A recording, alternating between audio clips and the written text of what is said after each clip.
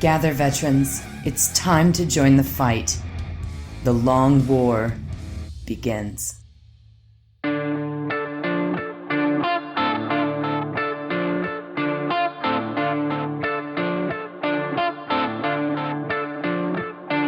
This is The Long War. I'm Robbie B, and joining me once again are my partners in crime, Kenny Boucher, Mike Haspil, and Wyatt Turk from Jacket Close Painting. What's up, guys? Pro dog, great to be here. Hey, greetings and felicitations. What's up, guys? So it's another week and nothing to talk about. You know, nothing has happened. Nothing happened. Yeah, just Nothing has happened in the past week. Blowing in the breeze. Oh, I did not call attention, and if you're listening to this, you're going to miss out, but you might be safer. People have heard, I didn't call attention to this because I'm trying to keep it on the DL. Oh, But people have heard of like a wolf shirt. Like when you wear a wolf shirt, it gives you like spirit power. 3 Wolf Moon. And the 3 Wolf Moon shirt gives you some legendary spirit power. Like you can hardly like wear that out without just being attacked. I found a shirt that's better than the 3 Wolf Moon. Oh my God. It is. Can our mortal eyes view it? The 3 Tiger Moon shirt. Oh my God. It is absolutely legendary. I can't leave it on screen for that long. It's so Will you be good. able Like to burnout financially stuff. recover from that purchase? Yeah, I don't know if I will ever financially recover. Well, I think we have to, For our non-visual listeners, the moon is Joe Exotic. yeah, Yes. it's so good. It is great. I do think we have to. We should acknowledge. We just got a donation in the live portion of the recording from Jaegerbomb. Jaegerbomb. The thermic reactor is pulsating with excitement. I have that same problem myself, like all the time. But Death Watch is getting love in a few months. I think they'll get Phobos Marines too. What do y'all think is coming to 40K at Christmas this year? I'm pretty excited about Death Watch myself personally. They talked a little bit about it in the live Q&A. Mm-hmm. They have some big plans for Death Watch, big plans, but they're not saying anything yet. So we'll see. Well, they need to put out a small FAQ or something because the White Dwarf article really doesn't fix them. Christmas wise, hope to see some Battle Force bundles like we did last year. I was kind of hoping to see some Apocalypse 2 bundles this summer, which I think would be really good, just for spearheading a lot of, people picking up 9th, because, if you have these different points levels and these different ways to play, maybe putting army boxes out would kind of promote some of the excitement, which I think would be dope. Now we do need to talk about, are we just going to go in a tabletop market watch, I guess? Well, this is the intro section, which means we have to do a would you rather first. Yes. Good point. See, I was going to say what I want for Christmas is a James Workshop miniature. Oh, dude. I said it. Hot take. Bring James Workshop to the table. He'd have to be dressed as something, though. They couldn't. I mean, he's obviously the Emperor. That's how they're going to do it. They're going to bring the Emperor back. He's going to get up off of his golden toilet and put on a nice suit, quaff his beard, and bring us the good word. Were you just like saying that the Emperor's a shy pooper? Is that what you were? I mean, only the custodians can watch it. It's a really weird fetish. Don't kink shame the Emperor, dude. But I do have a would you rather, and this is this is the first of many fan submissions to be approved. Oh wow! Because a lot of them were pretty good, but there was always an easy out. That was why they got denied. So if you two would like to send me some good would you rathers, you got to make sure that there's not an easy out. If there's an easy one, not going to do it. And remember, I can't smell, and I got the butt stuff. Oh, this has nothing to do with smells or butts or anything gross. So it won't be easy. Yeah. So starting tomorrow, you wake up. Would you rather, for the remainder of your existence, speak exactly like Jar Jar Binks, or look and act exactly like Jar Jar Binks? Ooh. Damn. Okay. So he's kind of a goofball. So, in looking and acting like Jar Jar Binks, we're talking like flailing around, looking ridiculous. You are just as ridiculous and clumsy if you choose to look. And in this like scenario, are people like, is another thing I'm going to have to deal with in looking like this alien in my current contemporary world going to be people asking me why I look like an alien in my current contemporary world? Well, I mean, he is like a pop culture icon. Or are they going to innately understand that I'm Jar Jar Binks from the movie? Yeah, so they're going to be like, hey, look at this like awesome Jar Jar Binks. They'll probably be put off when they realize it's real flesh. So that might be a bit of a shocker. But yeah, I mean, like he's, Or talk exactly like him, which is so obnoxious. Yeah, which is way really worse. bad. Oh, man. I feel like, God damn, dude. See, I mean, then I'm like, well, for my job, I could just not show my face or show my face and still talk normal. But then, like, what about all relationships with ladies for the rest of my life? So I have to talk. I have to ask. Hope they're a fan of the Phantom Menace, dude. I mean, like they're out there. Yeah, you'll find one for you. There's somebody for everybody, bro. Phantom Menace is one of my favorite movies on the internet. So I have to ask this: is it any form of communication or just talking? I mean, like if I you imagine text, are you texting like Jar Jar? I mean, he has big Gungan thumbs. It's probably not going to help out. He is clumsy, so there's probably going to be a lot of typos.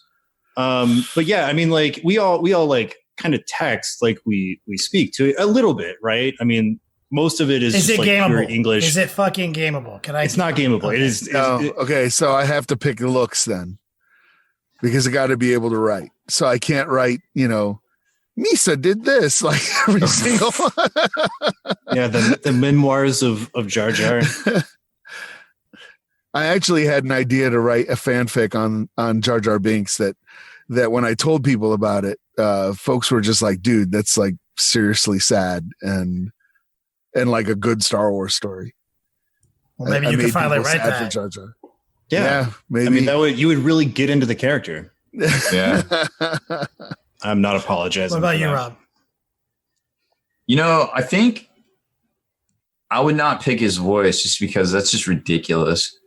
But I think everything else might be okay because he seems to like kind of Forrest Gump through life and like still comes out okay. Like he was like the representative in Naboo. Like he was basically the highest ranking Gungan could ever be. Like, I don't know. Like, I feel like the plans come together for this guy. Communication is too important. I think we're all going to choose look like him. So it's going to be like 3 Gungans and a Crippy Boy podcast. Got it. Oh my God. Yeah, I would have to. It would be I would become the Phantom Menace because I would look like Jar Jar, so you'd never see what I looked like. I would be like all cloaked when you go on public and everything. Oh and yeah, that would be the big reveal. I feel like that would be way more shocking to an individual on the street if you ever like were just walking around like cloaked up and stuff, and then like it slipped. It slipped just instead of just like owning it and why, because people would just be like, man, that dude like really loves Jar Jar Binks. Look at that awesome cosplay. Yeah, it's true. Yeah. Shout out to Sammy in chat also on the live side. Just got a donation. Lehman Russ battle tanks will be very effective. Now tread on. By the way, thank you guys for the entertainment. I really enjoyed this podcast. Congratulate Silu on being the first ever accepted fan submission. Would you rather? You can send them. You can send as many as you want, but just it's gotta be spicy. It's gotta be a good one, and you might just make it up here. Yeah. Oh, thank you for the good chuckle, Silu. Okay, I guess we can do professional stuff now. Rob, I like how you worded that. Right before we get started, though, I want to give Dylan Mosley a shout out. It's his birthday today, so happy birthday, Dylan. Yeah, happy birthday. It's your birthday. So, what are the 5 best rappers? Dylon. Solid reference. Like it. Oh, this is my part. Okay. What do we got? All right. Well, let's talk about some new GW releases. It's been a while since they left us. About to do a beat to step 2. So coming out the gate for pre-order, what is it, the 30th? I think the 30th. Yep, this Saturday. Psychic Awakening Engine War, $40 US. And then they've got the Collector's Dish with some foily effects, it looks like, for $80. Womp womp. Finally, the Shusher is coming out by himself. Tech Priest Manipulus. I think that's how you pronounce him, for $40 US. He was going for a lot on eBay. He was going for like $80 or something there for a while. Wow. Kind of crazy. I think he actually has pretty good rules, which is another one of those reasons. Yeah. He was definitely seen play for show. Next up, the little horse rider dudes, the Cerberus Raiders and Sulfur Hounds. Doggos with Jawas riding them are going for $60 for the 3. I guess you can make them, one of 2 different ways. Pretty neat looking kits. And then, of course, the jump pack troops, the Sterilizers and Skystalkers are also $60, but it looks like you get 5 in there. And last but certainly not least, for the AdMech side of things, new at least, the Archaeopter, which is going to be a whopping $100 for that flyer, which you can make 3 different flyers. It's on a night base, I guess. Maybe it's $100. I don't know. Can't be at this point. It's like they kind of did everybody a solid with the start collecting though. It's $95 and it's going to come with the Scorpius tank now, Squadus Qatari, and a Tech Priest. Which is solid value for $95. Yeah. Okay. Now I see your point. That's such a better value. So it's like, I don't know what you do there. I didn't want to talk about it too much, but obviously Games Workshop ahead of the preview rolled out the fact that they were going to do some price increases. I'd just like to go on record. I think really bad timing for that. Like, if there is ever good timing for price increases from Games Workshop, it is not right now. Yeah, they do it every year. I would have waited a little bit. They do it every year. They could have waited a little bit. I just feel like they should have ran that one up the chain. Even though I don't think it matters because they always do it, you do have to balance that with all your customers and how you have to try to anticipate how they're going to feel about it. And I feel like that was not done correctly. Mm-hmm. It was a little weird. They did do it like right before this whole announcement. So it's like, sure, man, the price changes and Squirrel, new hot trailer. Oh my God. The old Kansas City shuffle. Yep. But it's like, here's the thing. They keep raising the prices. They keep doing currency arbitrage. They keep doing all these things and we keep buying their models. So they're going to keep doing it. The end period. Pour some out for our poor Australian homies. Feel bad for you guys. Sorry. I can't even right now with that, for real. Like, I feel so bad for them. Can we create it like an infomercial with In the Arms of an Angel playing to get donations for our Australian homies? Get some donations going. Get some toy soldiers. So bad. So out of the list that they gave retailers, there's 370 items that were getting a adjustment, which means price increase. 135 of them went up again. A matter of fact, have gone up twice in not even 1 year's time, which is kind of, again. How many of them are contrast pants? None. Thank God. None. But, there was some highlights. The Land Raiders definitely went up. Storm Raven went from like $80 to $106. I don't even know where to start with that. I remember it was what model? Storm Raven. Oh, okay. Yeah, it's like 106 now. So yeah, I agree that not everything went up. Most things, hadn't gone up again, but I don't know you could look at the list and you could say, okay, well, a lot of these are specialized troops. I see why they're going up because, they're trying to get them closer to the price point of the Primera stuff. So people really have to start deciding. So it makes phasing them out a little bit easier on Games Workshop's end. If that is their end game, which I think we all kind of agree at this point that is, but it's just the way in which they do it. that's almost insidious. And I think that's what causes so many feel badsies. So I think if there's anything that Games Workshop can improve on from this whole weekend, it's that, hey, read the room and just be more upfront with us about things. It's just very off-putting, and you can even still see it in the arbitrage. If you do the math on the new Archaeopter, it's 60 Great Britain pounds. 60 Great Britain pounds converted to US dollars is $84. So where's that other $16? Like, oh, that's why GW made 70 million pounds this year. It's just stuff like that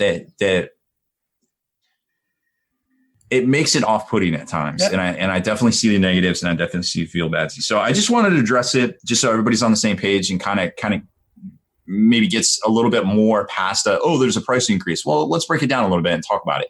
So that's kind of, that's kind of where I'm at with that. A couple of things that I definitely wanted to talk about that aren't Games Workshop products. Deadly Print Studio. If you haven't checked them out yet, I just saw some of their stuff a couple weeks ago. They make a ton of really cool 3D printable accessories for your bits, for your miniatures, like these dope ass smoke clouds that mate up with the Inceptor jump pack models. They also have a set for the suppressor models. They have the little flares for the end of the gun, the little muzzle flares and flashes, and librarian coming out their hands, and all sorts of cool stuff over on their site. It's very incredible and very affordable. I think I bought the 2 jump pack smoke clouds for the Inceptors and the suppressors, and I don't even think it was $6. And then I can print all I want. Not that I don't have only like 10 models total, but still they're going to look dope. So check them out. They got a ton of cool upgrades and things that you can print out for yourself. And they have hollow and unhollow versions for the smoke clouds too, which is pretty neat. Army Painter just opened up again in the US finally. So if you've been wanting to get those wet palettes or, that airbrushing medium and all sorts of stuff that they have, and they have some more products on the way, you can do it now. You can order off their website, or, your local game store will be able to restock their stuff here very shortly, which is pretty dope. Game Envy also just launched a Kickstarter. We talk about them a lot because they got a lot of cool like hobby accessories, holders, and different things. This is more of a paint rack system. It's called the Desk Wizard. I like it already. Dope. Yes, right. And they got all sorts of cool colors. Like they got the neon oranges, the neon greens, the gamer blacks in matte black. Very, very slick, very cool looking. I got my hands on some a couple months ago, like the prototypes, and I was like, dog, do a black. Like black, people love black. Like containers, cases. It's like the gamer standard right there, and all this stuff they put together looks so fresh over there. So check them out. It's the Desk Wizard Kickstarter by Game Envy. So those were the big ones that I saw out there for going into the summer. But I'm sure a lot of people are going to have more and more releases. We know Creature Caster has some stuff on the way. Eller's Hobbies just launched a new line of bases. I'm trying to think if there's anything else we have forgotten. Haspil, you got anything, or is Haspil even there? Haspil vanished. No, I'm here. I'm here. There he is. I don't have anything else. I was muted. I've never done that before. That's not a thing that we do all the time. Not once. All right. Well, fuck it. This is still COVID-19 podcast format where we combine and merge the webcast and the after hours to one piece of content. Today's especially large. If you're hearing this, chilling on your commute to work via the kitchen to your desk where you teleconference from, be prepared for a bit of a longer edition. And at this point, I think we should just jump into that night. I keep saying cast night because I don't give a shit about the other guys, but I know they also matter. We got some new rules, but we are definitely going to talk about 9th edition. We are going to force you to listen to some other things before you get to this, so please listen. But now I'm going to turn it over to whoever has that article pulled up so we can talk about these rules. That is Wyatt. Thank you. What do you want first? You want some Mechanicum or you want some Chaos Knights? Mechanicum. So that way I can just use it or whatever. Okay. So you're going to do Creature on Forge Worlds. That's a new thing. It's pretty cool. They have a primary and secondary shown off. The primary Radiant Disciples. When resolving an attack made with a ranged weapon against an infantry unit with this dogma that is not within 12 inches, subtract 1 from the strength characteristic of that weapon for the attack. That's very useful, yeah. Yeah. And then the secondary Omnissiah's Shield. When resolving an attack made with a melee weapon against an infantry unit with this dogma, reduce the armor penetration characteristic of that weapon by 1 for that attack to a minimum of 0. AP -1 becomes AP 0. Also useful. Yeah, so that'll be cool. Those are 2 useful ones. I'm excited to see the full table of, Build-A-Bear Mechanicum. Pick 2 chapters. Yeah. Some new canticles. So they show off a couple, Mars and Styges. Ooh, this is a word. So Mars gets Panegyric Procession. Models in affected units do not suffer the penalty for moving and firing heavy weapons. Increase the strength characteristics of heavy weapons. Models in the affected unit are equipped with by 1. Whew. Solid. Styges gets Plea of the Veiled Hunter. Affected units can shoot in a turn in which they fell back, but if a unit does so, when resolving an attack made with a ranged weapon by a model in that unit that turn, subtract 1 from the hit roll. So it's a really complicated of say you can fall back and shoot at -1. Yeah, I was like, GW, please. I do not understand why they don't just write out like you can fall back and shoot at -1. There's like no interpretation to that. It's just, but this preposterous. You get some Holy Order Warlord traits. They show off this one. It's a big one. Divinations of the Magos. At the start of your turn, you can select one of the aura abilities below. Until the start of your next turn, this warlord is treated as having that aura ability on their datasheet. And there's 3 of them. Overloaded Safeguards. When resolving an attack made with a ranged weapon by a friendly Forge World model within 6 inches of this warlord, an unmodified hit roll of 6 scores 1 additional hit. Aggressive subroutines. Exploding 6s. I like it. You can reroll charge rolls made for friendly Forge World units whilst within 6 inches of this warlord. And predatory programming. When a friendly Forge World unit within 6 inches of this warlord advances, roll 1 additional d6 and discard 1 of the dice when making the advance roll. I love them. I love buff bubbles that do stuff like that. It looks like there's 4 different holy orders that you guys can join up with. So it'll be interesting to see what those entail. And they show off a couple of stratagems. For 1 CP, electrofilament countermeasures. Use this stratagem at the end of your movement phase. Select 1 Archaeopter unit equipped with a command uplink from your army. Until the start of your next turn, enemy models' aura abilities have no effect whilst within 6 inches of that spicy. unit. Ooh, so spicy. Yeah. Love that. Mm-hmm. For 1 CP, Steel Rain Fusillade. Use this stratagem in your shooting phase when a Taraxi Skystalkers unit from your army is chosen to shoot with. Select 1 enemy unit that is not Titanic until the end of that phase when resolving an attack made by a model in the Skystalkers unit against the selected unit. If a hit is scored, the target is suppressed until the start of your next turn. When resolving an attack made with a ranged weapon by a model in a suppressed unit, subtract 1 from the hit roll. Oh, another cool suppressed thing. Yeah. Talk about the Cerberus Cavaliers. Really cool unit. They have Pistoliers rule. You can choose to fire pistol weapon models in this unit are equipped with, even if this unit advanced. So I assume they're going to have some cool pistols to go along with that rule. And then they have the Raiders, the Eye of Cerberus. Ranged weapons models in this unit are equipped with can target a character, even if it is not the closest enemy unit. In addition, when resolving an attack made with a ranged weapon by a model in this unit, a wound roll of 6 inflicts 1 mortal wound on the target in addition to any other damage. That's a stratagem? How many CP? No, it's just a rule that they have. Oh, it's a rule they have. So I guess they have, are they Cerberus Pistoliers and Cerberus Raiders? Is that the 2 different units, Rob?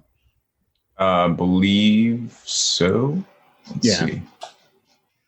It shows Cerberus Raiders and Sulfur Hounds. Okay, so it looks like the Sulfur Hounds have the pistols. I see a guy like dual wielding pistols, and then the Raiders are the guys with hoods on the more horse-like. Yeah, the Jawa looking dudes. Yeah.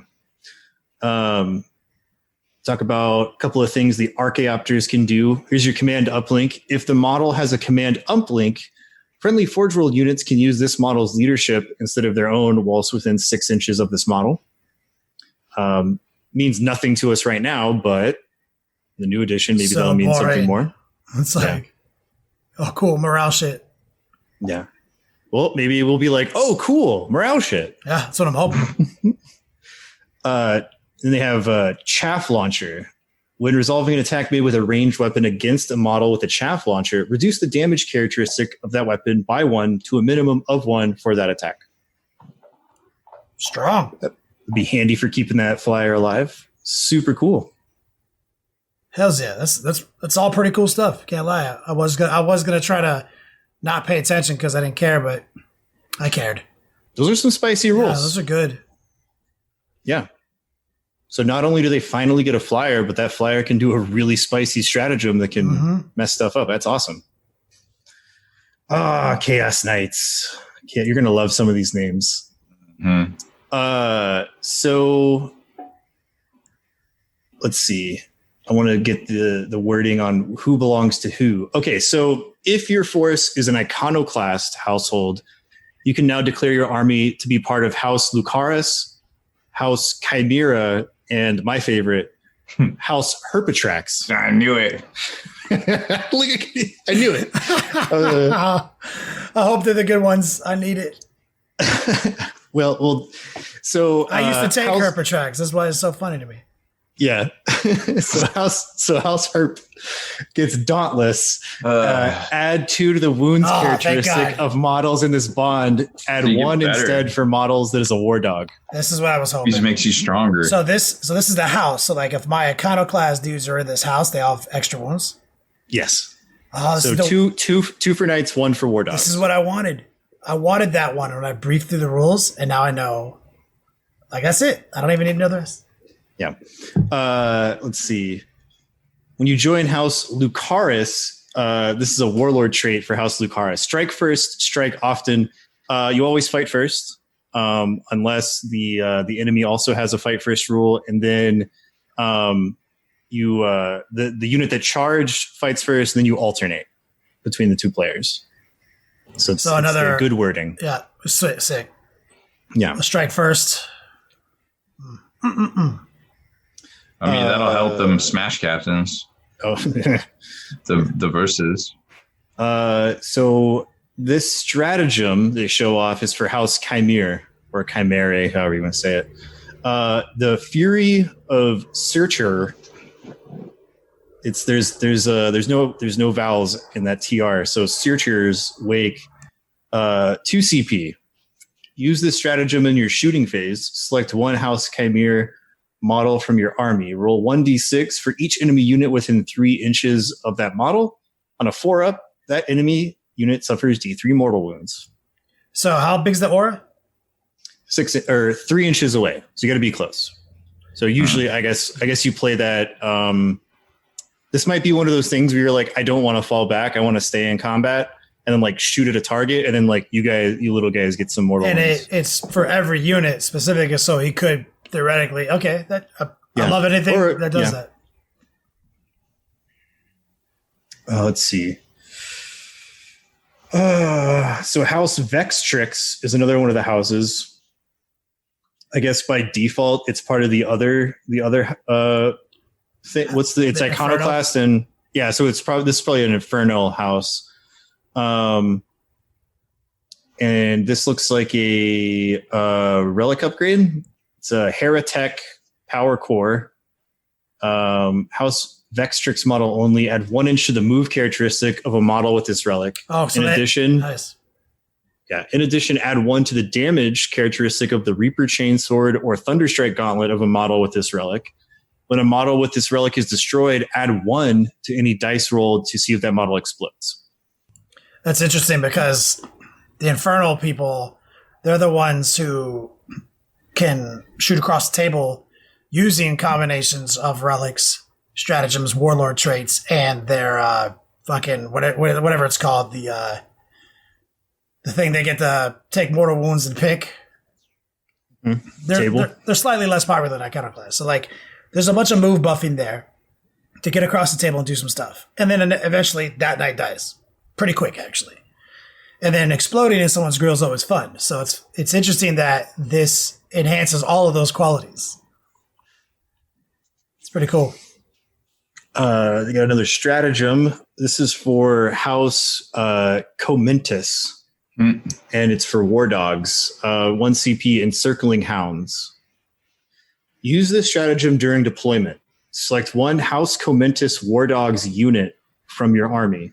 You can set up this unit encircling the foe instead of setting it up on the battlefield. If you do, at the end of your movement phases, you can set up this unit anywhere on the battlefield that is within 6 of an edge and 9 inches away from enemy models. The War Dog's vehicle squadron ability only takes effect when this unit is set up on the battlefield, not when it is set up encircling the foe. You can only use the stratagem once per battle. Ooh. And then they say, take a full unit of 3 War Dogs and put them right in your enemy's face as soon as possible. I love mobility stuff. And that Fly directly to the forehead. Yeah. Let's see. Oh, and we get Build-A-Bear houses. Dread Household Bonds. You can make your own Dread household. Choose 2 abilities from a list. Yep, pretty standard. Here's a couple of them. Slayer of Kings, when resolving an attack made with a melee weapon, excluding Titanic Feet, by a model with this bond against the I hate it. against the vehicle or monster unit, add 1 to the hit roll. Garbage, straight garbage. And then they have Pinpoint Cruelty. When a model This is good. Yeah, when a model with this bond fires Overwatch or is chosen to shoot or fight with, you can reroll a single dice when determining damage as a result of those attacks. So shoot, fight, and Overwatch? Yo. Yes. And that was a stratagem? Or was that this is one of the things on the list of Build-A-Bear stuff. Build-A-Bear? Ooh. It basically saves you potentially 3 CP each turn. Well-ish. So when you build a bear, do we know how it's going to work? It says pick 2 from the list. So just like everything. Probably else. like pick a chapter. So am I still going to be able to do Iconoclast and these? Because the houses seem different than because the Herpatrack said for Iconoclast, right? Yes. So how does that? It does not say if you can or cannot do the Iconoclast or Infernals. It does not mention them. Because it's interesting that it said, because I thought like Iconoclast was one of our 2 current houses. Yeah, and so now they're saying that like under the banner of Iconoclast, there's these 3, and then under Infernal, there's the other 3. I'm really interested in these if like it flies under the banner of, because like I don't want to give up my vows and shit. Like if we're looking at like precedent, probably, because you can be like an Ultramarine's successor, but then still choose 2 traits from the list. So I imagine it would probably you can be in like Iconoclast Dreadhold, if that's the word they're using, and then pick 2. I'd be stoked beyond belief because love me my vows. I'm probably not even playing Knights going in the future, but like, What? no, man, I'm working on that. Harlequin, Eldari, fucking Drukhari mashup right now. I'm gonna pay all the fucking Flash. Prophets of Flesh, baby. But I mean, and also Harlequin jet bikes and stuff. But Yeah, that part's lame. that part's not very good. But Prophets of Flesh. That's the fun part. But I like that. Like, so sorry to detract.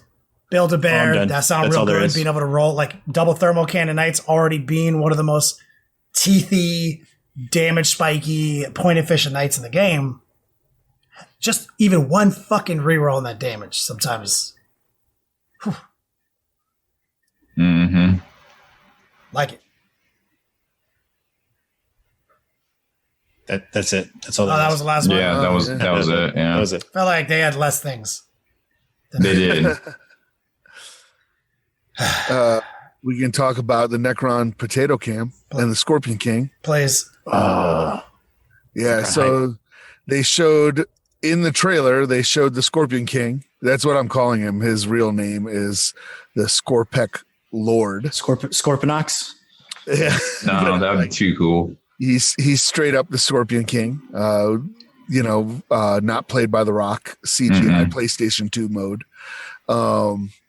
But they released a picture that I found very, very cool, but also very funny, called the Necron Potato Cam. And it showed like a layout of all the new Necrons attacking 3 very unhappy intercessors. The new assault leaders. Intercessors in the galaxy. And what cracked me up is that GW wrote comments on the picture, and next to the intercessors, it says, "Sucks to be those guys with like 2 little X'd out eyes and a tongue sticking out, like they're for sure dead." I thought that was incredible. You get to see, granted, he's all the way in the back, the Silent King miniature next to what I'm guessing is probably the Void Dragon shard of a Catan. And it is so cool. Big. It looks so cool. It has like the big wings. It reminds me somewhat of I'm going to butcher this. The Stormcast guy, the Prime. Oh, you know, Celestin Prime. The Celestin Prime, yeah. So it kind of reminded me of that. There are these War of the World Walker tripod looking things. Sir, they're quad pods. Oh, they are quad pods there, but they remind me of the tripods. Oh, yeah, 100%. From War of the Worlds. And then there's a couple of things in here that make me unhappy, and not because they're bad, but because they're awesome. And it's like, there is a new monolith in this. And to those who know me, how I wired up my monolith and made it all electronic and everything, when I saw that, I was like, oh no. Like, I guess I need to order some green LEDs. I was just like, but if you look at the monolith really close, out of the portal, there's like a Necron materializing out of the front of the monolith. Oh, they finally made a bit, so you don't have to chop your guys in half anymore. Yeah, it is really, really cool. And then the new warriors that they unveiled during the thing, which I know would make Wyatt happy because he didn't like the old warriors. For me, I have over 100 warriors. I just do that I wound up with. I mean, you already got them. They're already painted. That's an absolute win. It's like less stuff you got to buy. But, and this is the part that made me unhappy, not from, it's just oh no, it's because he goes, oh, they're going to have different weapon options. I was like, nah, you guys are going to make me buy warriors, you bastards. So, but yeah, they look fantastic. There's some kind of new destroyer thing with some. Ooh, that like Uber Destroyer Lord is one of the coolest models. I really want one of those. I'm floored just looking at this picture. They are not what I was kind of hoping for. Ossiarch Bone Reaper Necrons, and they are not that. They are not. So I was just like, okay, they're not that, but they are very, very, very cool. So I'm really pumped about that. I love that they put out this picture with the annotations and everything. And the Silent King really model is going to be so cool. I can't wait to see like the up closes of it. Like it's gigantic. It looks to be as big as the monolith. It's huge. Well, I think they put it in the back on purpose. There's right. They have like a full unveil they want to do, right? Yeah. But yeah, based on what we've seen so far from like the little hype video and this kind of wide shot, it definitely reminds me of the big boss from Bone Reapers, where it's like you got the big boss, he's got his goon squad, and they're they're just hanging out. So I really, really like the rules mechanic of Catacross, where it's like you have to defeat the goon squad before you can fight the final boss. And that's how his damage profile works. So it would be pretty cool to me if that's how the Silent King works. So it's like, well, first you got to get through this guy, and then you got to get through this guy, and then you can fight the Silent King, or otherwise you're not worthy. You're not worthy of his time. And there's two, because he's got two little bodyguards there. And those dudes are fanatical because he unlocked all the protocols that he could command everybody, and all the triarchs, the royal, the guards basically chose to still follow him. Mm-hmm. So I also noticed that those little floaty things, the shields, those are like separate bases. So you'll be able to like move those around, and that has like a lot of gameplay potential of like moving things, blocking, different stuff like that. So I wonder what those do. I bet you it's going to be like rotate ion shields or something a little bit. GW has a long history of, they're either like drones or they're like things that don't matter at all. Like it's one of the other. They either don't matter and they're there to block, or they are ablative wounds. Like a drone or a bodyguard. It's probably what they're like, a shield, something, some Necron word. I like to see it be a shield. Yeah. There was some other cool stuff in there too. It looks like there's some terrain in the back. They have like a smaller pillar type terrain piece. That definitely looked cool. I think there's a bunch of little characters hidden in there too. There's a new lord. There's a couple of there's one guy who's really well hidden behind. The creepy dude. He's creepy. And then there was one guy that looks like you took a trash can and like turned it this way and then like stuck his head out, but it still looks really cool. It's very interesting to see what he's going to do. You described it cool, so yeah. And then the Uber Destroyer Lord, who just looks beefy, and that's my favorite of the regular size characters that we've seen so far. I definitely want to paint one of him. I think we're going to see some surprises in there, because there's actually some special characters that have been around for about 7-8 years now that never got models, and I think there's 2 of them in there. Oh, nice, interesting. Yeah. And then on top of that, we have Xeris, who we've seen, who's going to be another big boy. Yep. But that's so lots of cool stuff coming. Sure, sold. Plus the box set that we all know is coming. In space, no one can hear you scream unless it is the battle cry of the Astra Militarum. Let me hear your war cry. Bam. Was that the code word? Sorry, everybody. I had to go poo. Oh, my gosh. We live. Yep. Oh, I like this comment. Rob should post something super clickbaity just to troll the shit talkers. I had to go into a group today and take a bunch of pictures and collect them like Pokemon. Oh, Rob would just steal a bunch of shit earlier. He did. It's because that's what we do. I took it to that next level on Instagram. That was pretty funny. Yesterday, I followed some dude back, and he's like, "I don't know why you follow me. There's nothing to steal here." Oh, and I'm like, I took a screenshot of his, or I think I shared his story to my story. Stolen. And I'm like, I'm still waiting for all these URLs of stolen content. And then he's like, oh shit, he did steal from me. And I'm like, it was pretty funny. Yeah. It's only not okay when you do it. Everybody else that does it every day for basically everything on the internet is cool, but only Rob Baer is not allowed. Well, I think that kind of goes towards our share of the voice out there in wargaming land, is because of the fact that there are literal sites and blogs and personal whatevers that's all people do, is they literally go to Warhammer community. They literally cut and paste all the things, put it on their site, and hit publish. And we do it a little bit different. We summarize it. We give our commentary on it. We give value on it. And I don't know why everybody thinks that's all we do all day, because we actually put out 12 to 15 posts a day. And I know Warhammer community doesn't post Rob, that how much. many times do we have to like suck your dick? We know you're the best. It's like, this happens every couple of weeks. The great sage of our generation, your girl, Tay-Tay. I'm done. That's all I got to say. Rob dared me to say this on here, so I'm going to say it. But I was there. I was there the day Rob Baer killed the Emperor. Oh, It's his fault. Twice. It's his fault. Twice. it's like, at this point, it's just ludicrous. Like, it's ludicrous. He had two bullets. He was in a room with the Emperor, Erebus, and Horus, and he shot the Emperor. Twice. He fucking did. He's the worst. Yeah. Like, No, I mean, he killed Sanguinius too. I mean, like, what an asshole. it's just ludicrous at this point. It's like, all right. yeah, I guess expecting something different is probably It's never gonna the change. insanity part. We're here. Yeah. We're here on a podcast.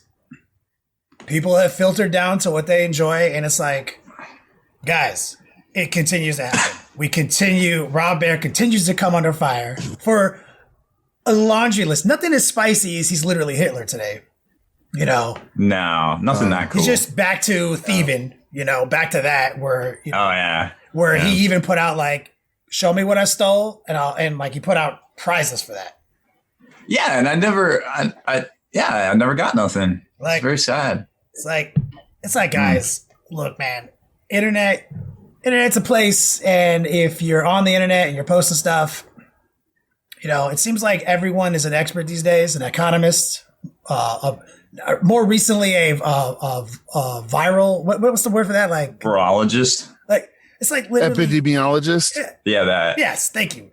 I don't word so good. You know, like, everyone is always a goddamn expert. It's like, look, man, you can say whatever you want, you can do whatever you fucking want. It's just, words hurt, man. My favorite was where somebody actually quoted a business ethics textbook to somebody and was told they were wrong. Yep. That is called the Dunning-Kruger effect. Please where expand people- upon that, sir. Yeah. So there's a couple of different internet like rules, but the Dunning-Kruger effect is actually not an internet rule.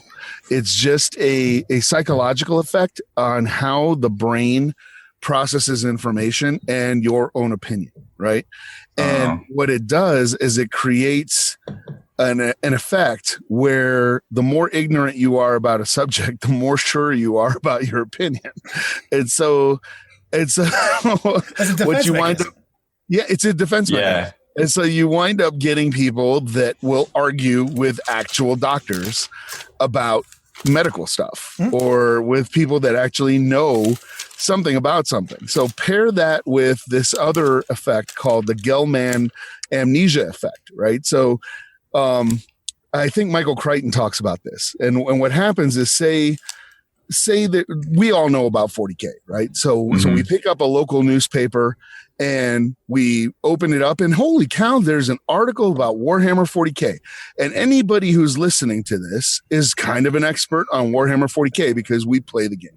So you open up the newspaper, you look at this and you go, hey, here's an article about Warhammer 40K. And then you laugh because 95% of the article is completely wrong. And the person who wrote this is kind of an idiot. They don't know anything about Warhammer 40K. And they just wrote this article. They were given this assignment and they wrote it. And you go, what a moron. This is all completely wrong.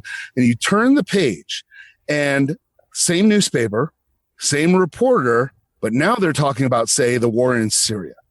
And you take what this guy says as fact. You forget that on the page before, they didn't know what the hell they were talking about. And so they're just as likely to be wrong about the article on Syria, but you have this amnesia effect that you forget, you know that this guy doesn't know what he's talking about. So you just keep going on that. Then, of course, you have Godwin's law, which any argument on the internet gets taken out to, My favorite. to be Hitler. My personal favorite. Right. And so you just combine all of these. Ironic that it's not called Hitler's law. It's, Right. It's Godwin's. I watched the comedy special today where it's like the naming convention is ludicrous at this point of how we name things. Like, Yeah. they're all Maybe- named after maybe the he guy had who said a, it first, you know? Like, Yeah, there's like two others. There's one like Poe's law and the Brandolini effect. The Brandolini effect I really like because it will take an order of magnitude more energy to refute anybody's bullshit. Like, so anybody can just put out the bullshit, and to refute that bullshit, it takes an order of magnitude more energy to refute it. That's the Brandolini principle. Sounds about right. Oh, I've seen that a few times today. Yeah, I'm like, Yeah. mix all those together. You have the perfect storm of social media. you just described the internet, dog. Yeah, that's the internet. That's social media. It's well. yeah. When somebody just said Rule 34, add that, some hentai, boom, done. Yep. Recipe. Follow me for more recipes. Subs get Snapchat. Oh man. Let me just say that Spiky Bits crushes it. You got is a employer, a job creator, right? Like everything you want economically from a small business that lives in a niche that is important to you to actively like attack it and call for its like dismantling is like the straight opposite of like what you say 90% of the time about this hobby, except in this instance. It's like, God, which one of those laws is that? That's the first one, right? Like The silly. The Dunning-Kruger Yeah. effect. Yeah. it's like, God, it's so annoying. But so much has happened since the podcast. Saturday, I goodness. did a live show on Twitch. That's when obviously the big news occurred. Wyatt jumped in. We talked a little bit. I was just doing some painting, and we talked a little bit. We talked a little bit of tactics before today. I was pretty much off the grid yesterday after my show. And so when I came back to Facebook, when I came back to Facebook, what I like to do is I like to creep on our chat, like our podcast chat, Oh, and just right. like read what I've missed. You know what I'm saying? Like, because you know, usually it's Wyatt and Haspil, you know, writing books to each other, right? Yeah, we're either arguing vehemently or nerding out on something we both love. Yeah. It's never something else. And so I typically go back and I read it all, get caught up. I usually don't say anything because like later we'll talk about it and like Wyatt will be like, hey, you know, me and Mike were talking. I was like, oh no, I read it all. He's like, you fucking creeper. Like you didn't even say anything. Good stalker. Stalker. And I was like, I read everything, dog. And so I read some shit that blew my fucking mind because I was like, I'm off the grid for 5 hours of a day. Yep. And like, so much occurred, right? And I don't know what the order of operations for this COVID-19 style podcast we're going to do is, but I'll leave it to you guys. But like, there's two big things I feel like that are going to be discussed. And one of them is 9th edition.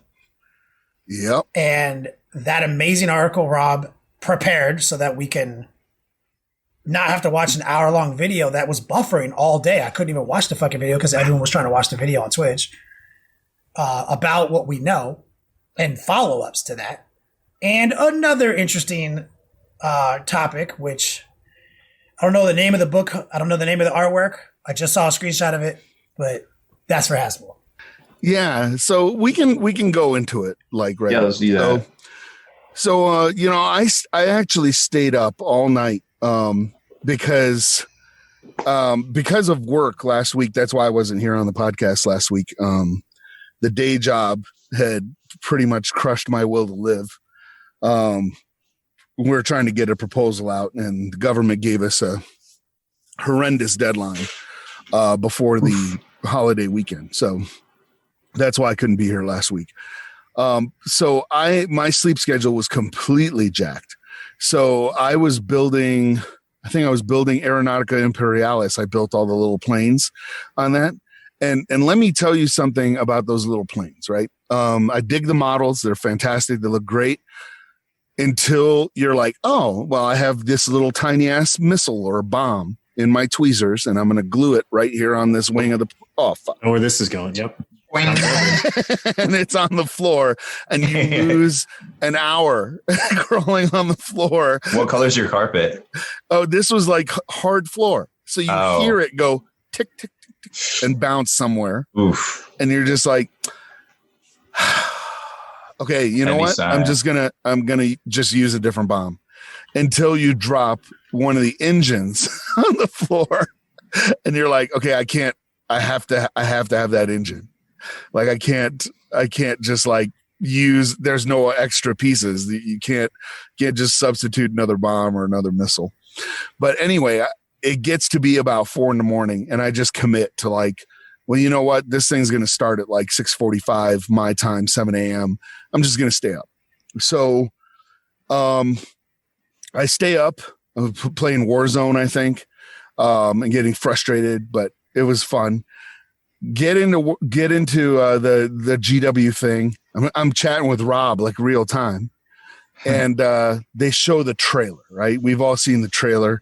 It's amazing. I want to point out a couple things. We can talk about the trailer big later, but there's a couple things that jump out right at you. Right, you finally get to see what a Gauss weapon does. So unpleasant. You know what I mean? Very unpleasant. So bad. And then they show this guardsman turn around. Katie and guardsman turn around. You could see the fear on her face. So it's like, oh, female guardsman confirmed, even though we already had that in Space Marine, the computer game. Mm-hmm. This is like the first time that's confirmed in an official GW thing. So I was just like, this is really cool. And then like you can see the relief on her face as a Sister of Battle comes out. And I just want to point this out. The Sisters of Battle aim. She like straight double taps these two Necron guys that are coming. She's not shooting from the hip. She's not boltering, she like aimed. She was like tap, tap, tap, tap. And I just couldn't get over it. I was just like, this entire video is so hype. It's so unbelievable. I was just like, this is 40K. This is why I play the game. This is why I read the books and the lore. So then they start getting into all the stuff that's coming out. And overall, it's a really, really positive experience. Really, really cool. Then they go to, hey, we're going to bring on a new story with multiple authors. And it's going to be like the Horus Heresy in the sense that it is an entire thing that's interwoven, except that you don't know what's going to happen. Whereas with the Horus Heresy, we kind of know the big plot points. Oh, well, here comes Isvan. We know what's going to happen. Yeah, but they still made it. They still made the books interesting. Oh, yeah. They're still great. Yeah. But you kind of know where it's going, right? You're like, when they say, hey, this is the Siege of Terra.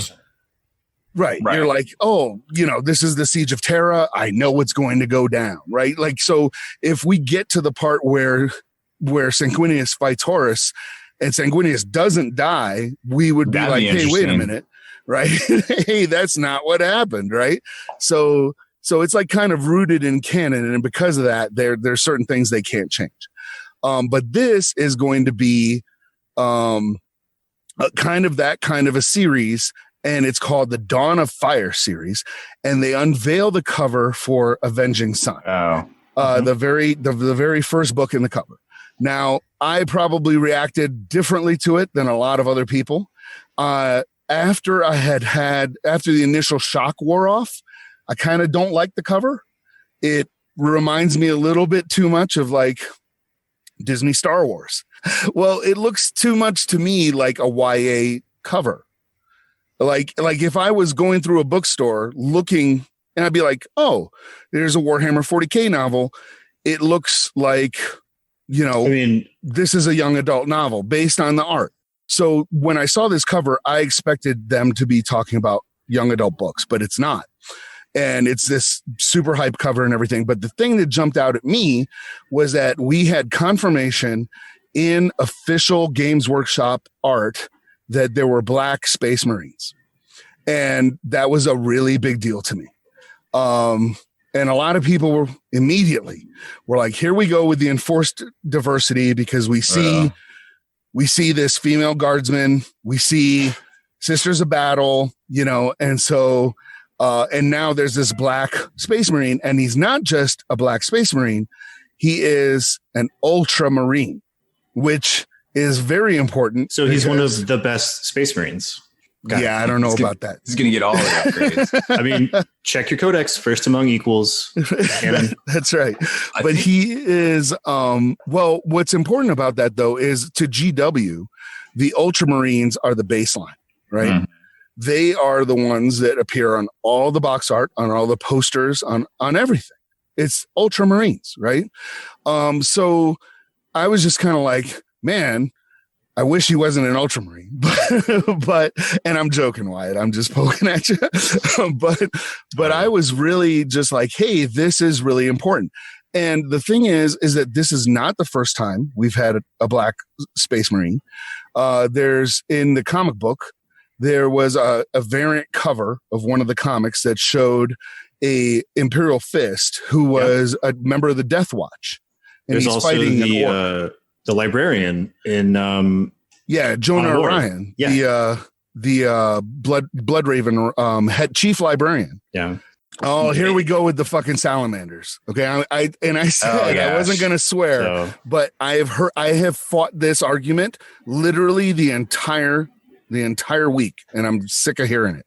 So we'll get to that in a second. Right. Well, it shouldn't be a big surprise to anybody. GW came out 2 years ago and they're like, yo, this is happening. Like, we're going to have more ladies. We're going to have all this stuff. Yeah. Like, you can't grow as a hobby.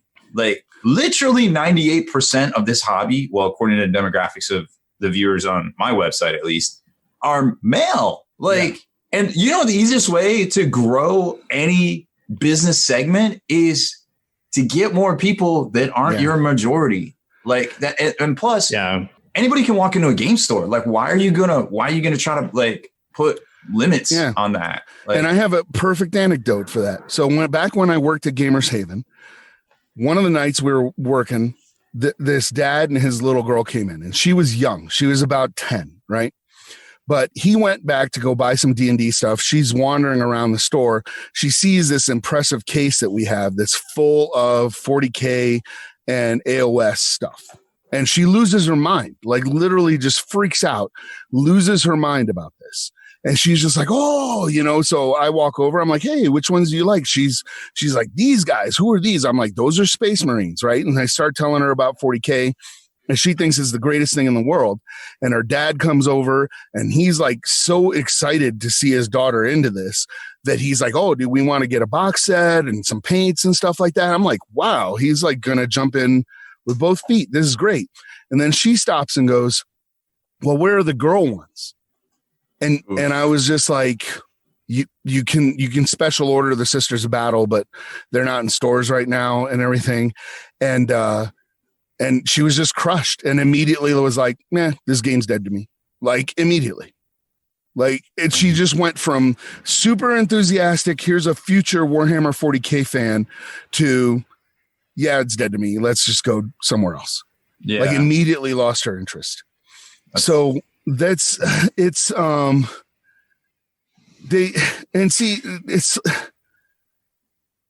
folks are saying, I'm looking at some of the chat stuff, and some people are like, you know, some people are saying that they did this for PC brownie points, and that is not the truth. You know what I mean? I want you to the whole time, just so people may not know, when you whine, I'm not accusing anybody of whining, but when you hear people whine or droll on about like forced inclusion and things like that, that is just as bad as saying like, I don't want X race in my space or whatever that space may be.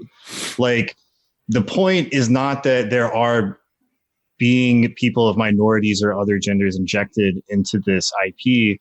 Like, they're people. Like, as a veteran, when I was in the Army, it didn't matter what race you are. We are all brothers. We are all sisters. It doesn't matter. You do your job. You wear the flag. You bleed green. You know what I mean? It's the same way in the Imperium. There are no, like, they do not define people by race or gender, really, other than just referring to each other as men or women. Because we're all humans trying to fight off the stuff that's trying to kill all humans. So when you're at the store or behind your keyboard or whatever, and you see a black Space Marine and you're like, oh, this is bullshit forced inclusion. That is just as bad as you saying like, I don't want black people in 40K. Like when you say that to somebody who's like of a different race or a minority, like it's just as bad.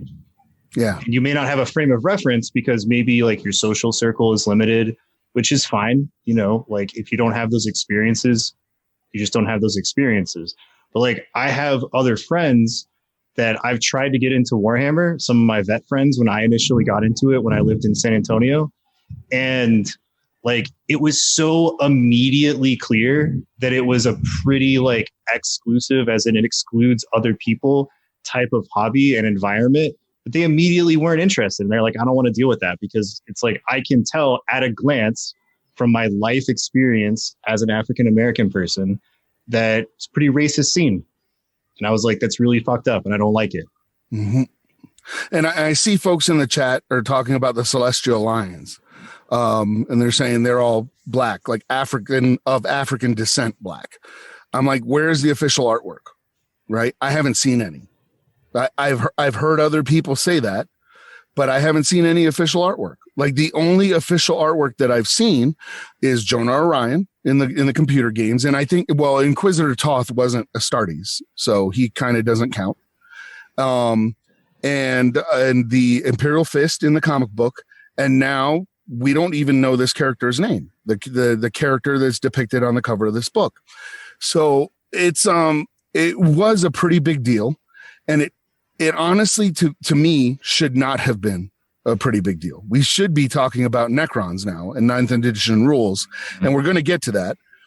But I need to talk about some stuff because, and in the books, somebody's saying in the chat that some of the Space Marines were described as being black.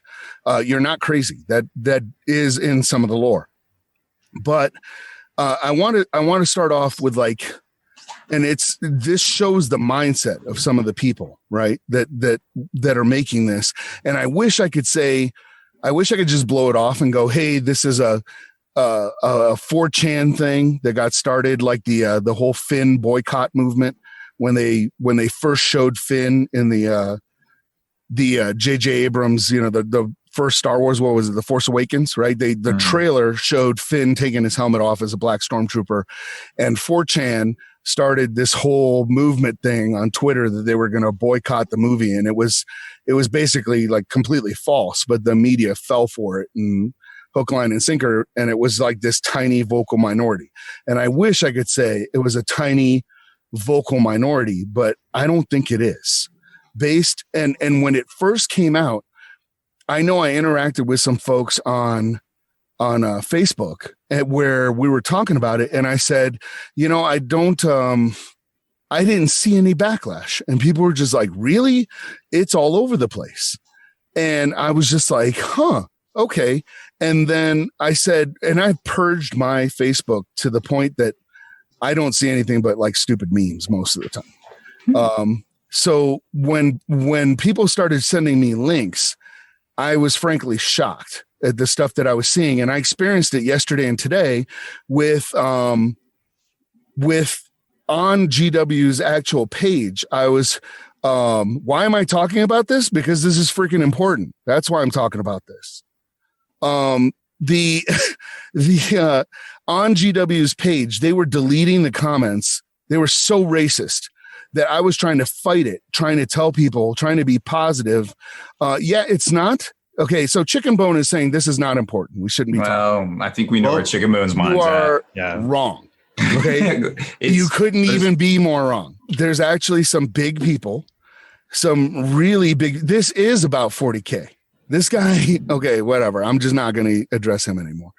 But this is, there are some huge people in the 40K community that are actually dedicated 20-minute videos to this. And I need to refute what they're talking about because I've seen their stupid argument come up on GW's page from a bunch of different people. And I have to sit there and refute it. It's actually completely stupid. I'm actually shocked that some of these YouTube edgelord channels even exist after being demonetized on certain platforms, and all they do is, like, if you just go to their channel and you just look at their videos, like, all it is like just hate. It's literally, they're spewing hate. If you don't punish bad behavior, it will continue. Just like if people are cheating at the game and you don't punish them, you don't ban them, whatever, they're going to keep doing it. If they get away with stuff, they're going to keep doing it. There's a lot of folks in the chat telling me this, we shouldn't be talking about this. This is not important. We should be past this. We're not past this. If you'd seen some of the comments that were in here, and there weren't all from the US, there was a lot of comments from Europe and the UK. It's very clear that there's a lot of people that are to I can't say it any other way. They're straight up racists, right? And you know what I found interesting is that this only mattered for Astartes. Nobody complained when they had the Dylan miniature. They weren't, oh, this is forced inclusion. This is this and this. Which also had the Mr. T head. Yeah. You put it, you make it Astartes, and all of a sudden it's a thing, right? And so I'm like listening to some of these people's arguments, and they're going, oh, hey, it's possible that maybe in the future there might be black people that are recruited into. I'm like, really? It's possible. You guys are aware that today's, if you take today's human population, most people aren't white, right? If you randomly select somebody from Earth and just pluck them off the surface of the Earth, the likelihood that you pick somebody white isn't high. But there's a really old joke that, and it's old, and it's offensive, but this is kind of the mindset that we've been dealing with predominantly in science fiction, and what it is that there's a husband and a wife, and they've gone to like the World's Fair, and they go to like the World of Tomorrow exhibit, right? And it's showing like all kinds of new gadgets and things that are going to make life better. And they have this mural that's depicting life in the future. And the wife goes up and she can see flying cars and jetpacks and all kinds of insane stuff, right? And she looks and she sees people riding on monorails and going to work and enjoying themselves in dome parks and stuff. And she's just like, wow, this is really cool. And then she notices something and she goes, hey, how come there are no black people? And the husband answers her, oh, honey, it's showing the future, right? And that's what we've been dealing with. But if you don't know that, you can't experience that. So I want to address certain arguments that I've just seen come up over and over again. The first is salamanders, right? That's the go-to. Everyone goes, well, salamanders are black. The salamanders are coal black. They are not of African descent.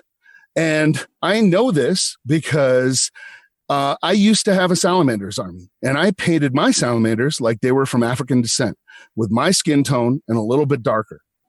And it never failed. I would bring them out to a store or whatever. I don't think I went to a national level tourney with them, but I would bring them to a store, and there was always some helpful that guy who would come over and tell me, hey, you painted those guys wrong, right? They're coal black with red eyes because this is the way they look.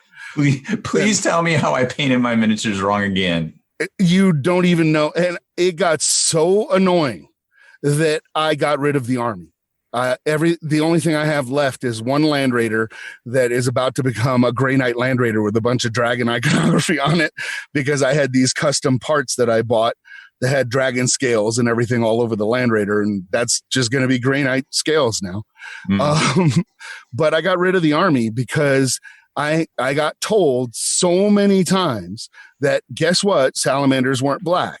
And so now that everybody's just, oh, well, they're salamanders. And it's like, no, there isn't. You can't have your cake and eat it too. The other argument that I hear is that there can't be a black space marine because of the gene seed, right?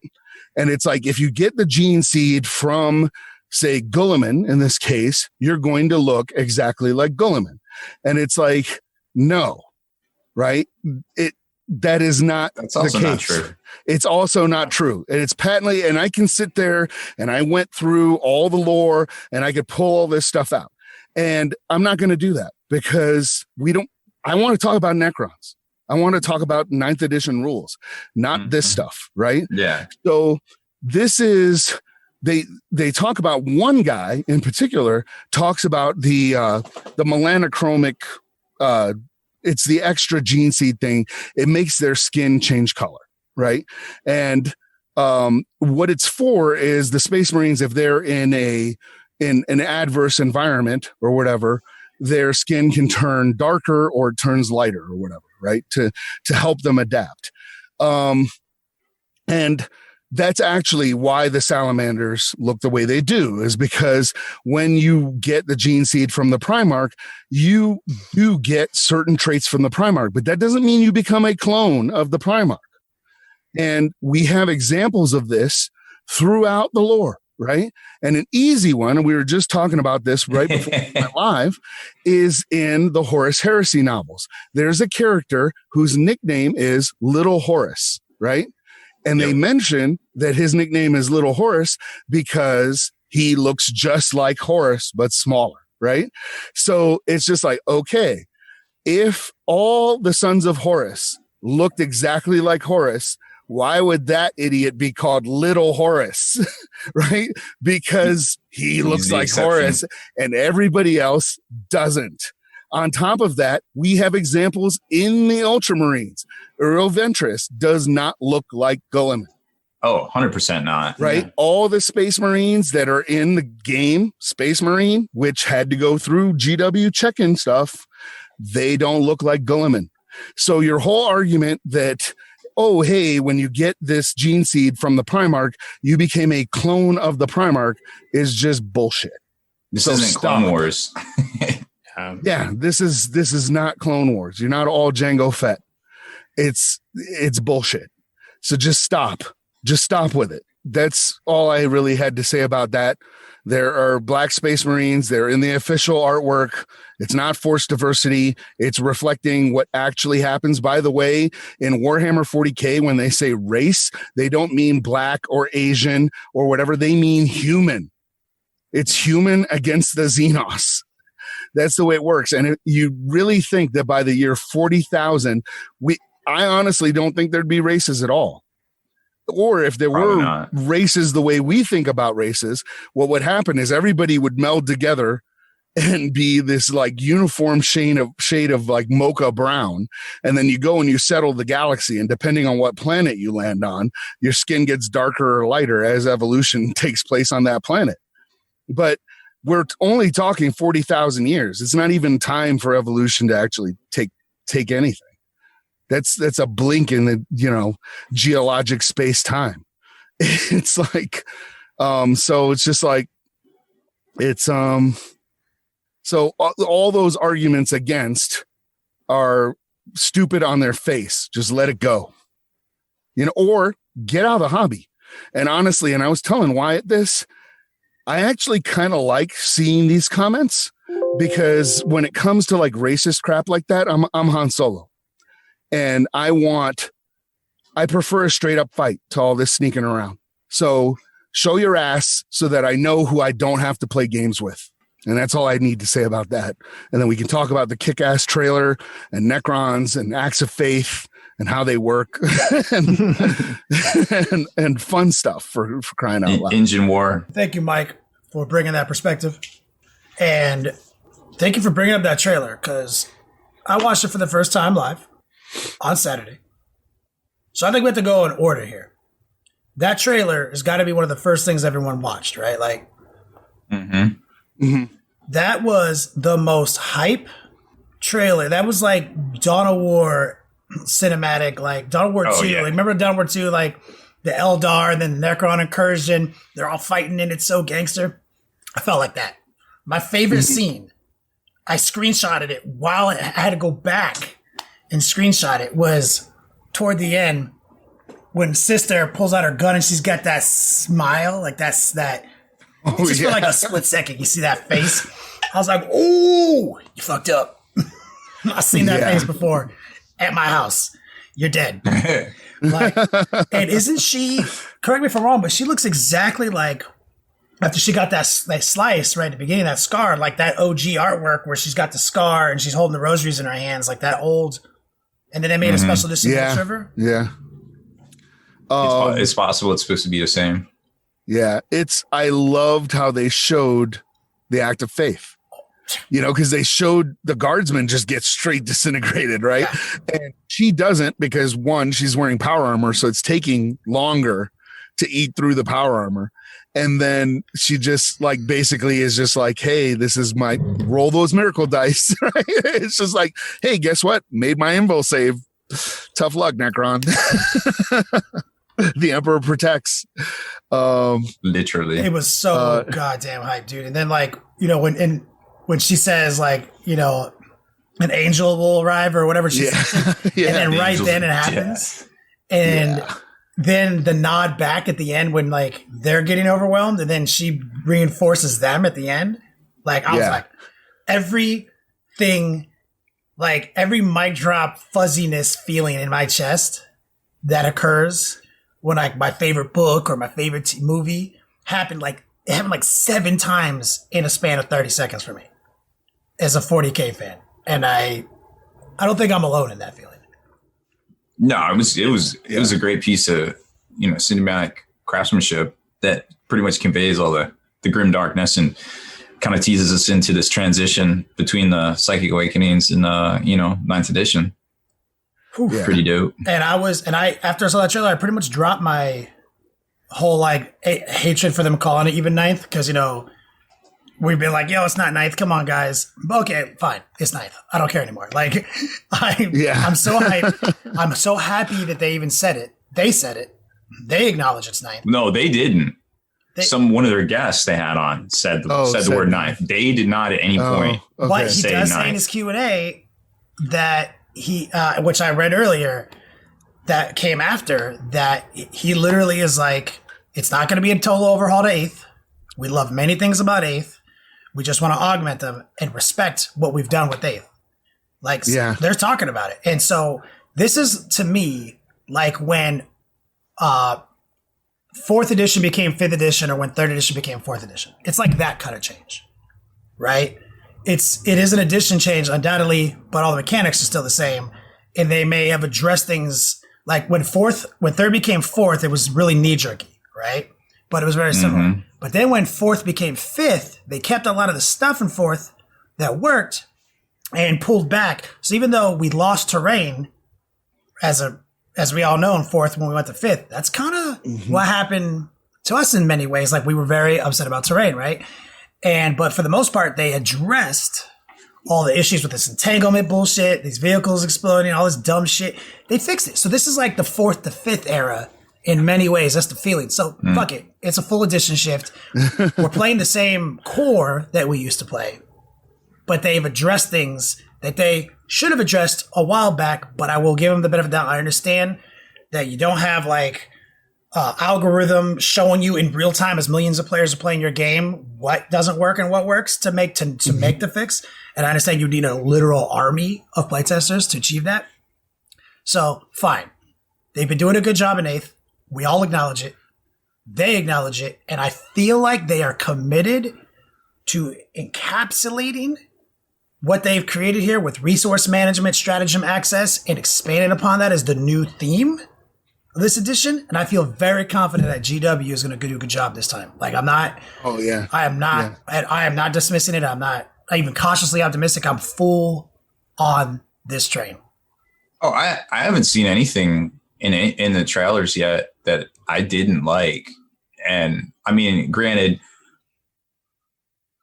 I feel like they did bring value to the table with 9th because they are acknowledging there was issues with 8th and they're like, yo, we got you. We thought about this.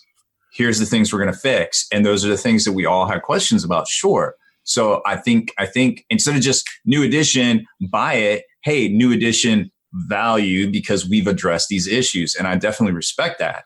I think they probably could have done a little bit better with 8th instead of just kind of like dragging it along for as long as they did, I guess towards the tail end. But no, there's a really good framework there for the entire edition. It's just there's some things that they like refused to acknowledge that needed fixing for a long time, like the terrain rules.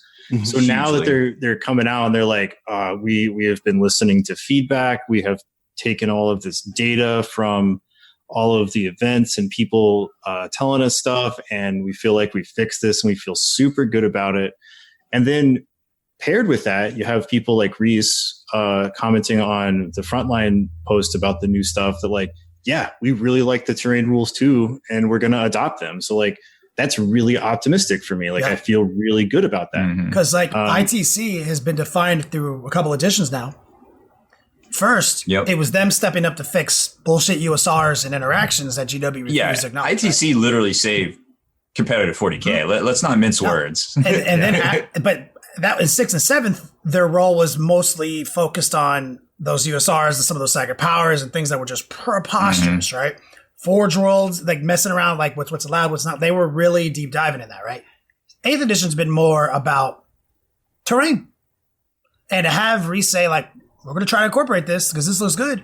That's huge. So I think what we should do is let's hit all the talking points, like the rules changes real quick. So then we can comment to those. As we go. And I don't I think Wyatt probably has pulled up the article. While they're bringing it up, I just wanted to mention, going back to the trailer, it's a blink and you miss it moment, but you get to see what scarabs do to a space marine. That was terrifying. You get to hear a space marine scream in agony for a split second too, which you never thought you would hear. No, I was just like, oh, those scarabs were not okay.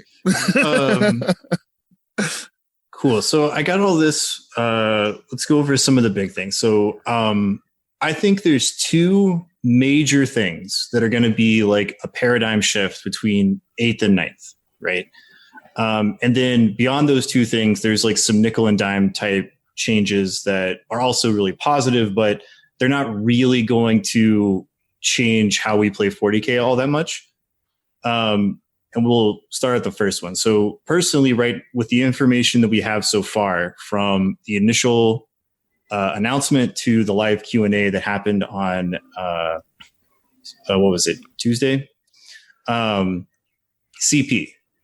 I think the changes to CP is going to be the biggest part. And so what they said was that like, they're redoing, they're clearing the board.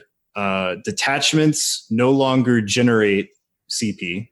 Everybody starts with a pool of CP, and then you spend those CP to do a lot of things. Like you can now, there's going to be more core, like universal stratagems. One of the ones they mentioned was like putting stuff in reserve for deep striking or outflanking.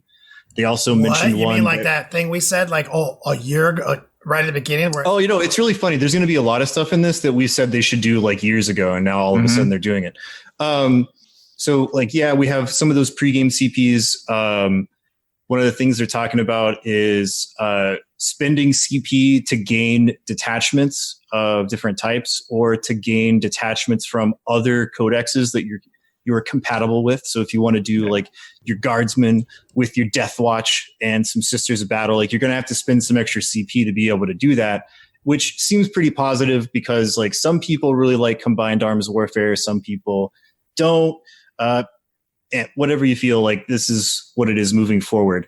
One of the other things that some people have speculated is that we're going to get 1 CP per 100 points played, because they said the amount of CP that each player gets is tied to the level of gameplay, meaning the amount of points being played. So like at 2,000, that's the most, you're going to get the most CP.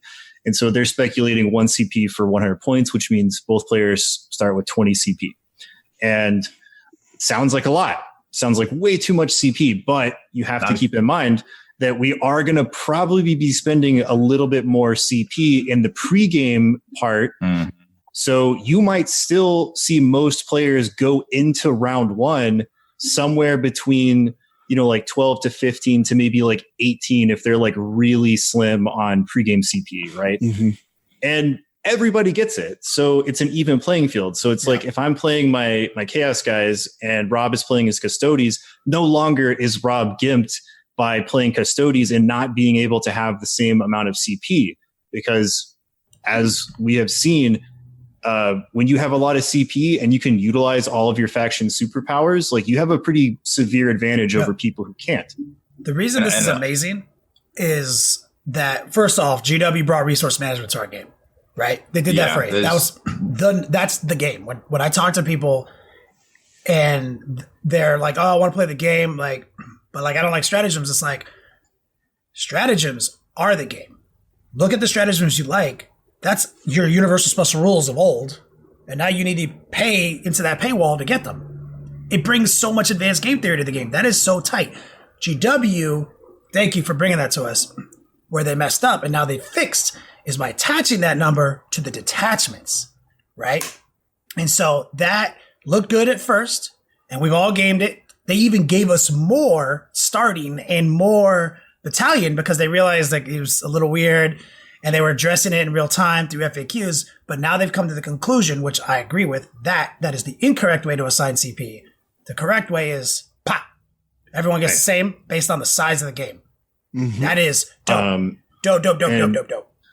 I also think this is going to be the biggest change because this is going to completely overhaul how people build lists. So before it was like, well, you need kind of X amount of CP, usually like more than 8, around like 8, 10, 12, right? Somewhere around there, which means you're going to have a battalion in there, at least one battalion. I mean, a lot of people couldn't even get that. And a lot of people can't really do that. Not all troop choices are created equally. So now that people aren't kind of required to take a battalion to have the CP required to be able to like, you know, run with the big dogs. Yeah, or phrase it like this: take units you didn't want to fucking take. Yeah, exactly. You know, like what if you're really limited on troop choices and you want the cheapest one, right? Because you don't want them in there to begin with, but you have to have them. You know, not all troops are created equally. Like basically almost every time I take troop choices, it's like literally some crap I don't want. Like I'm allowed to take whatever I want in my list to play the army I want, but I can't play this game without resources to manage because you can't win without stratagems as defined. So we've created lots of min-max scenarios, which have led to the IP looking kind of all over the place, right? Doesn't look that sci-fi-y. You see, right? Like it's come, it's gone, it's come, it's gone. And we've said it here. I mean, Wyatt talked about it earlier today. I still believe in my heart, GW is very visually like committed to aesthetics and how their game looks, how it photographs, and how it feels visually, right? And it didn't look different at the end of 7th edition to AOS, to fantasy. It was just tons of different things people were throwing together, and it just looked like shit visually, aesthetically. And we were souping early 8th. It was looking shitty still.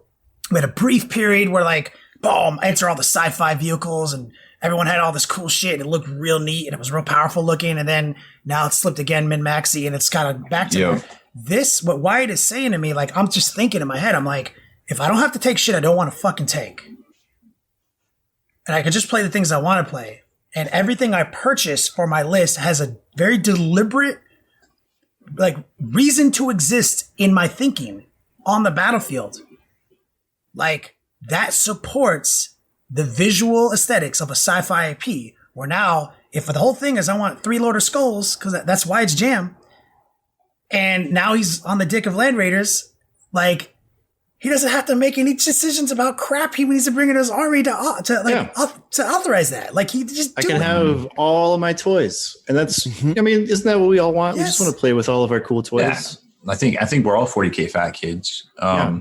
So yeah, like not being able to, or not having to have that, that sort of like a detachment tax anymore. Like it's not required to play the game, obviously, but like the being able to access your faction superpowers through CP is the real defining factor on whether or not, you're going to be able to, I wouldn't say like be competitive. I'm trying not to like only focus on competitive 40K, but like just be able to have like, bring a gun to a gunfight instead of bringing a knife to a gunfight, right? So now, like, the lists are going to be crazy. I can't wait to see what people come up with. Like, it's going to be insane. Well, I think this isn't. I think everybody's going to have a very equal playing field when it comes to the game, because it isn't going to be gotcha 40K again. like it was 8th edition was kind of in some ways got you 40K. Like if at the top tables, it was like, oh, I didn't know that combination. Oh, okay, get got. Like, and that was a feel badsy for a lot of people too, because not only did you have to know your rules, you had to know your opponents. And I think this seems to be starting out not like that. Everybody's on an even playing field, and you can kind of see the game and the nuance of battle unfolding in front of you. I can agree with that. Right? Just this first talking point, the way it unlocks EP, there are more that what you just said obviously support. Like that whole thing you just said is supported by this whole thing. Like you're so right, Rob. Like it's trying to bring. I feel like when I read it, I was like, cool, I'm going to play more 40K, because to me, it's bringing it back to the hobbyist. It's bringing it more full circle towards the hobbyist. Right. It doesn't have time to keep up with this ludicrous publishing and every content going out. You got to know your basics. And if you don't even know your basics without studying up, it's really difficult. It really isn't a lot of reasons to even want to play. They said in the Q&A that a lot of these things they're trying as desperately as they can to not only word it in a way that's easier and less bloated, but also offer examples like the old days, like so. Right. That would be cool. Yeah. We can expand on that as we kind of go down the list. But yeah, like I think CP is going to be the biggest one. There's definitely going to be more information because a lot of this is speculative. We only know a couple of actual facts about the CP changes, right? So I'm super excited. I think it's going to be the biggest thing that changes up everything. So let's go into the second biggest thing. What I was gonna say this is that right now I have all my Grey Knights laid out on my table, and I'm fixing as I get time. I'm fixing battle damage, and I'm actually having to paint paladins because I never really ran paladins before, so I'm painting paladins and everything. But when I saw the Necrons, I was like, I should just put my Grey Knights away, because when these Necrons come out, I have a large Grey Knight army, but I have a massive Necron. So I was like, I need to get these guys up to speed and everything. So I got to put the Grey Knights away. And then when they announced the change to CP, I was like, well, no. Oh, no. You're like that meme with the guy that has like two decisions that are super hard to make with the red button. Yeah. I don't know the name of that meme, but it's like, Necrons are Grey Knights. I don't know. Yeah. The button says CP.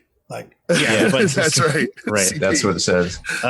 So I think the second biggest change is going to be terrain. And they've talked, we've got some information about terrain from the release and from the Q&A. It's going to be a big change. So like they made it really clear that they want terrain to actually matter. They definitely heard people that, repeated the sentiment of like, this terrain basically doesn't do anything. So like, unless we're playing ITC rules where terrain does stuff for your army, it might as well just not be there. We might as well play on a bowling ball, right? So they heard that. They've made a lot of changes. So Kenny, what is like the number one thing we said that terrain needed kind of in the advent of 8th edition? Keywords. Keywords. Because we are keyword edition now. Well, funny you should say that, because they're adding keywords to terrain now. So different types of terrain, and they're actually going to define different types of terrain rather than just ruins, are going to convey keywords. And one of the ones they talked about, which is obviously a really big one, is blocking line of sight. So now there is a keyword called obscured, and they're talking about certain buildings or pieces of terrain giving the obscured term to the units inside or, blocked by them. And they talked about how like, it doesn't matter how Swiss cheese that ruin is that you can see through. If it gives obscured, you can't shoot through it. You can't target units on the other side, or you can't draw line of sight. So that's really big, because it doesn't really matter what your piece of terrain looks like. If it's like an orc shack or an imperial bastion or whatever, right? Everything in between. If it gives obscured, then it doesn't matter if you can see the models or see a tank through like two windows and a mailbox, like they said in the Q&A. You can't shoot at it. That's going to be really big. Ooh, that sounds they went on vaguely 4th ed-ish. Yeah, like with the levels and stuff.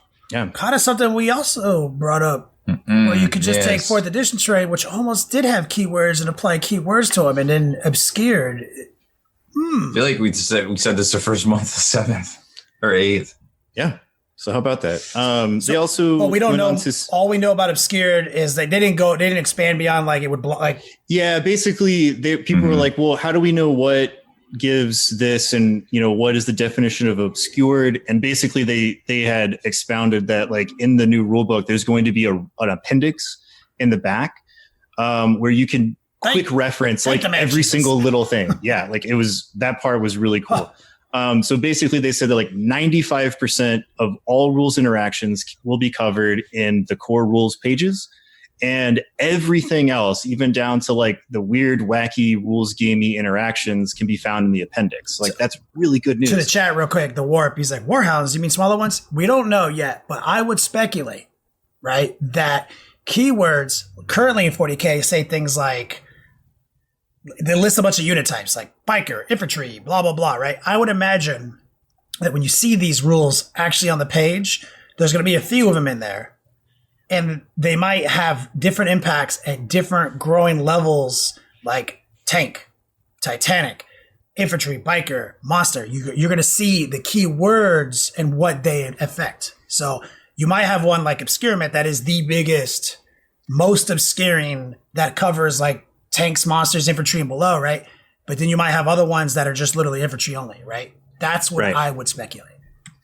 Yeah, and they do mention there's going to be ruins, there's going to be buildings, there's going to be bunkers, swamps, forests, like these different types of terrain pieces that are going to convey different things. And they actually use a term which I like, which is that the terrain is kind of going to be like a third player in the game. Now, how much that's actually true, like how much terrain is actually going to, be that much of the game, I don't know yet, because we're still. I think it will, because they want to sell these kits. These kits haven't sold for years. Yeah, they want to sell them. Yep, that's always the thing, right? Models sell rules and rules sell models. And so they're always going to be flowing. So that's always going to motivate GW on some level. Can't be mad about it, because also rules sell models. So like models sell rules. It's literally, I agree with you 100%. But they did assure us, Rob, and this is why I'm so happy. Is like they were like, not only do we want to be like a third player, but we don't want it to like be a bloated bunch of rules essentially that you just ignore. Like how many editions have we had that? Like yeah, I like that. They were quoted as saying like clean and simple to understand, maximum impact on the game, which is I'm excited by that. It seems really good. The last little bit was like there's going to be like different degrees of cover, whether you can go up it, down it, across it, different things like that with movement and such. So yeah, like that's going to be a really big deal. I think it's going to be like the number 2 thing. And they even mentioned something about being able to like shoot out of terrain, but you might not be able to shoot into that terrain. Wait, you mean shoot out of but not through 4th edition tagline on terrain? Yeah, and I was about to say that was like that old rule in 4th edition where if you were in the woods, you could shoot out of the woods. Yeah, it was like three out, 3 in, 3 out. Yeah. 2 in, 2 out. If you were too far back, they couldn't shoot you. Right. So yeah, those are like the 2 big things. There's a lot of other stuff that I kind of called the nickel and dime type rules that they're small changes to the game that aren't going to really change any core mechanics. Some of the things that we heard were like they said tanks and monsters are going to be a little bit more relevant to the game, where if they're locked in combat, they can shoot into the they can shoot their way out, or they can shoot another target. This is like the best part of everything you've read, Wyatt. This is the best part. What do you grouping this into the nuts and bolts? This is the best thing right here. Because it's not a dime. He didn't say nuts. Whatever. Yeah, get your mind out of the gutter. I can't. No, like this is really cool. As a self-proclaimed tank nerd, I really like this. It's a really cool rule, but this isn't something like the reason I think that CP changes and terrain changes, that's going to like really, really alter the way that people put an army together and play it on the table. Whereas now it's like, okay, tanks, guns don't get turned off if you touch them with a grot. Like that is a big change for tanks, but it's not like a huge change to the way people play the game. Yeah. Like it's going to be really cool. Yeah, because you still have to make the decision to fall back. Like, because you're gonna, you know what I mean? Like, it's still a thing. Like, but it's awesome because the first 2 things you said, like, informed this to make it really good, Rob. Because if we get to build our armies however the fuck we want using detachments, and we just get the CP, that's obviously the quickest route to making your awesome tank armies. And now you have this rule to authorize your tanks to be even more effective. Yeah, it incentivizes rolling out an armor. Thus, supporting the sci-fi IP aesthetic argument I keep making, where now monsters and tanks don't just get turned off. Like, this is going to be fucking the most crazy. Like, we get to just do whatever the fuck we want. If by monsters you mean Titans, right? No. Titans kind of already do that. I mean, like Knights? Titan. Yeah, most big Titans ass shit already do has a rule for that. Yeah. They're gonna get better. That's really cool. They talked about how flyers are going to change. Also, they were a little vague on that, but they're going to act more like airplanes. Like, you're going to kind of be able to bring them off the table back onto the table. Like in 7th edition when they left combat airspace, and we also had that little weird aeronautic game. Remember? Yeah, they talked a little bit about how like models aren't going to be able to block them out. I'm not entirely sure if that's going to work, because I mean, like, if there's still not a physical place for you to put that model, I guess you still can't move there. Thus, they're still being blocked. We don't know. You used to, when they came out with the flyer rules and like one of the Forge World Imperial Armor books way back in the day, you came in on attack runs, and it didn't matter where the models were. You're just like, okay, I'm going here, and you just like flew over shit, and you could just say, I'm here. Right. So it's going to be a little abstract if that's the case. But I mean, it's kind of lame that you're like, I'm in a literal airplane, but because you have all these guys on the ground, my plane crashes. Like, it ruins the RP. Like, it's, yeah. So like, hopefully that's cool. I'm sure they'll expound on that later. All the codexes are still going to be valid for the time being. That's really cool. Vigilus, Psychic Awakening, those are all going to be valid. That's really cool. Let's see. What are some of the other stuff they talked about? Charging is going to get a little bit of help. They mentioned that with the new core. They didn't give a name to the core stratagem, but basically it was like there's going to be a new core stratagem that lets people, give a boost to their melee armies. It makes going across the board worth it. Some slight changes to Overwatch and falling back, which was part of that same point. The core mechanics are not changing. Same skeleton of the game. The -1 buff, Max. Oh yeah, so the modifiers. Huge. So this is we got a lot to speculate about this because it's a little weird on how this might work. So they were saying that modifiers are now capped and can never, emphasis on never, be better than +1 or worse than -1. And this also has to do with interactions on flyers. So there's kind of like, how is this going to work? Is it that like you can never have a modifier to your ballistic skill more than -1?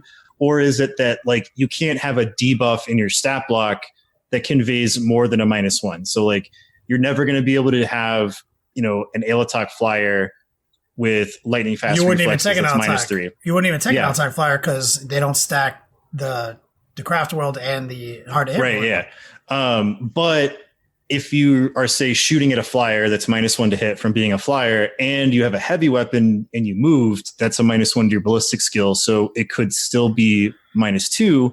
Or is it just that like your shooting will never be affected with modifiers better than +1 or worse than -1? It definitely takes we don't know yet. Maybe a slight more, because remember, a lot of times we say things about how modifiers work that are actually not how they work. And I do it all the time, right? And sometimes GW messes up when they like. Remember how like basically by accident for a couple weeks, Mega Noms had a 2 unfailable save because they did that.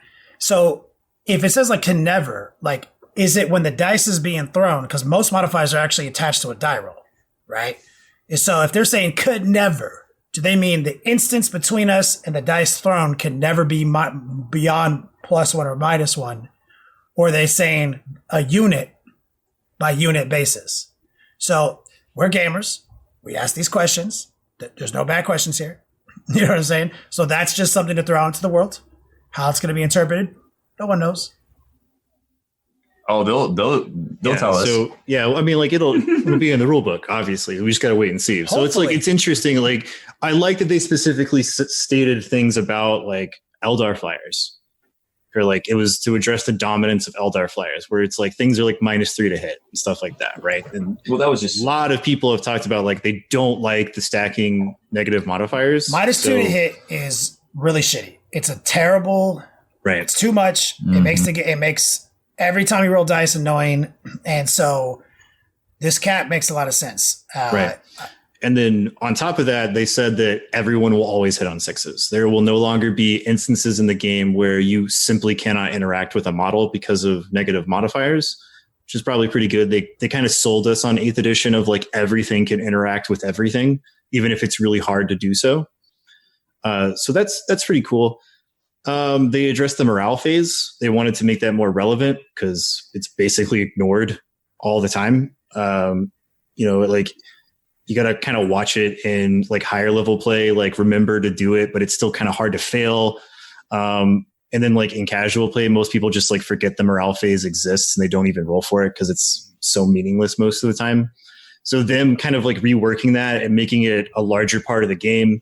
And they specifically cited Night Lords and units like Space Marine Reavers will now be able to kind of capitalize on that and do scarier things. Like it'll be more meaningful, which is cool. So morale is this awesome thing that typically only affected big units, right? Because especially after we min-maxed the shit out of this edition, it's an afterthought, right?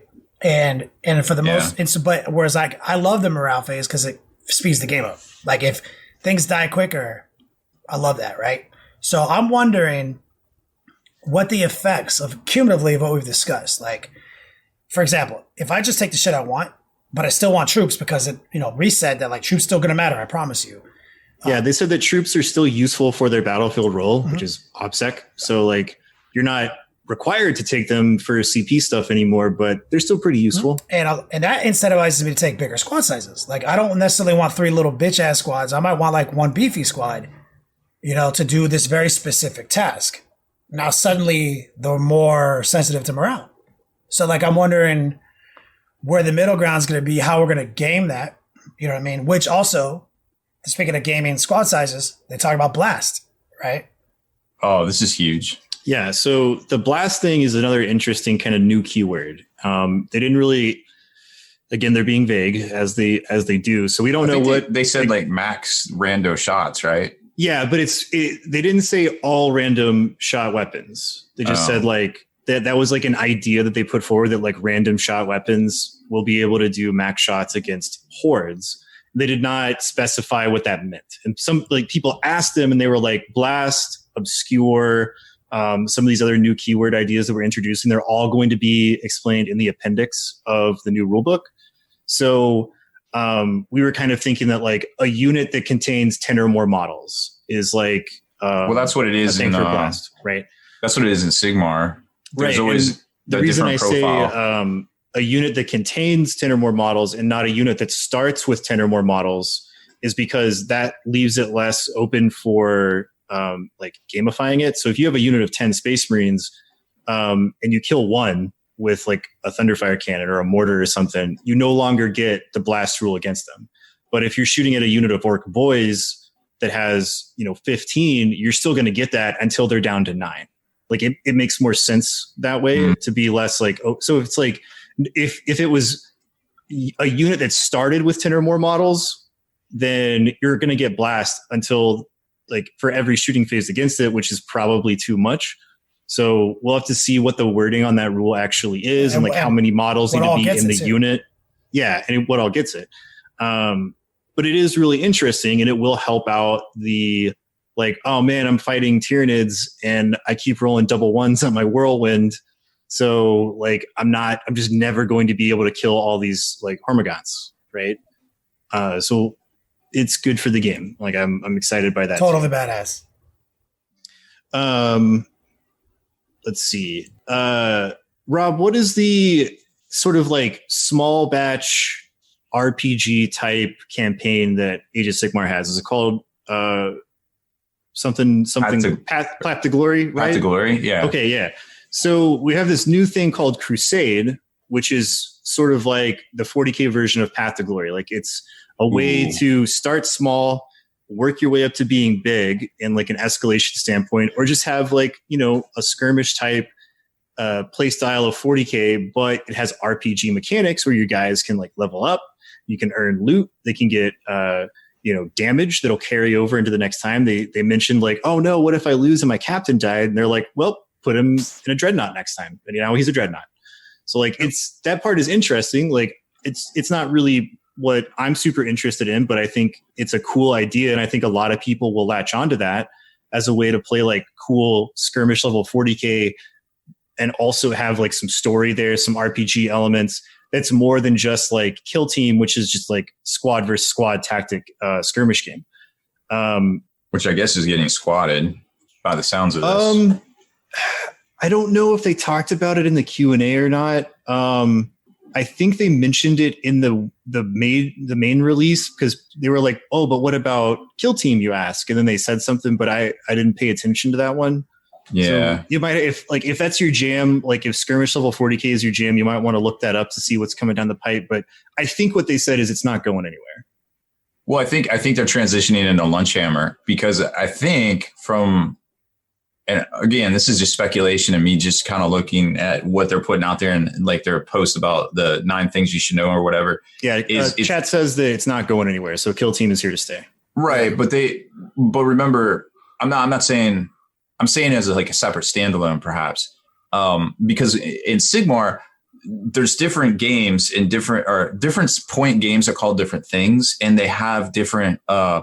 You play them on a different size table too, actually. So I'm almost wondering if they're going to port that over because let's be real, Sigmar literally is the test bed for every 40k thing so far we've gotten. Yeah. Seems like they're like, oh, this is a great idea. Let's put it in 40k. It would not surprise me at all if that is the case. And it's cool. It works well. I mean, Titanicus is played on a 4x4 square.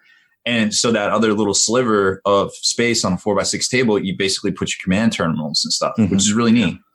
One thing they mentioned is that, power level's here to stay, but nobody cares about that. But they said that with this edition, they tried really hard to flesh out the 3 ways to play. So that way that we don't have a situation where we have like right now where like match play is king and the other 2 modes are sort of like vestigial limbs. So they said like we made a real concerted effort to make sure that like open play is just as fleshed out as match play and narrative play is just as fleshed out as the either 2, so that you can get that fulfillment from doing what you love and it's not like lesser than the other 2. And I actually think that's a really good idea because like I don't play open play or narrative, but I know a lot of people do because it's a little simpler. It's a little easier. There's no stakes. You don't have to math your points and all that kind of stuff, which I totally understand. And so for them to get cool stuff too, I think is a good idea. And part of that fleshing out all 3 ways to play is that they actually made new missions for every point level of play. So from like 500 to 1,000 to 1,500 to 2K, those all have different tables of missions because they're really factoring in the amount of points, the table size, and like all that other stuff, so that those modes of play are just as fun as 2,000 point match play. And a lot of this is ports from Sigmar. Yeah, there's some interesting stuff too. That's like you said that there's like no stakes in the narrative play, but with the Crusade thing, there is now, right? Because you might not be just playing, like you might be like, yo, I need to really keep my captain alive, because I need him in the next game because I just leveled this fool up. You know what I mean? I meant more so like it doesn't matter if you win or lose, in a casual sense. But yeah, you are right. Like with the RPG elements, like there's some stakes it might matter that you're like, hey, in this next game, I really need to. I know I'm playing against Wyatt, and I can't have his Lehman Russ be in this next game. I need to take it out now, even if it costs me something in this game, because I definitely can't have it sitting around in the next game. And that's kind of cool. The other thing with like Kill Team, though, if you guys will remember, they used to have the rules for Kill Team and Combat Patrol in the main rulebook. Yeah. Then they split them off. So that could be an interesting way that they're just like, look, everything is incorporated in the rule book now. One thing that we talked about in tactics is we were wondering if they're finally going to do with 40k what they've done with Age of Sigmar, where with this rule book they have like the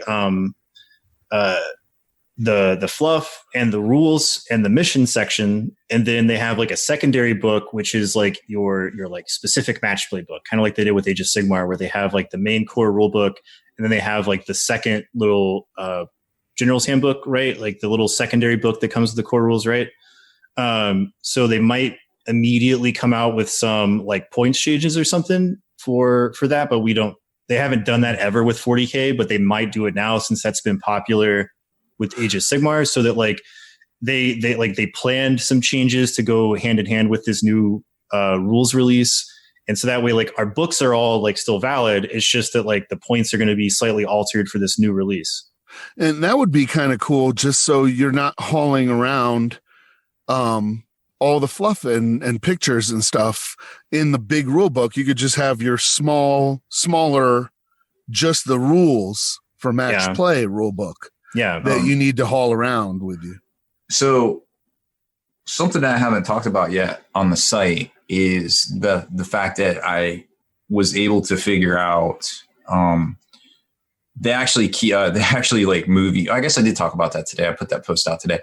So GW Movie Project top secreted the whole 9th edition project. They called it Scarlet Project or something like that. If you go to 40k site and you pull up inspect the site, pull up any of the images, they're all Project Scarlet. And then I remembered that I had seen stuff like that hit the port. I had no idea what it was. It didn't make any sense to me at the time.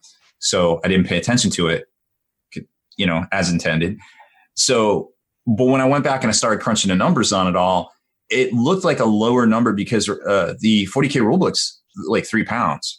And I was like, wait, they only brought in 11,000 pounds of these books. Like that's only between 4,000 and 5,000 books, like for the US/Canada. So I was like, that doesn't seem right. So like, we don't really know how big this book is. We haven't even seen a picture of it yet. It could be the smaller book. Or they could just what be about banking the on app that they talked about? Yeah, that's really interesting too. Like how that's supposed to all kind of hook together. Because here's my thing with GW is, I'll bring up some examples here just to prove the point. But when they come out with a new edition of the game, they tend to squat, for lack of a better term, things that maybe third-party producers have started putting out that they didn't get any money from. Like remember rec markers, remember blast templates. All these things were super customized and everywhere. Everybody was selling them. Removed from the game, gone.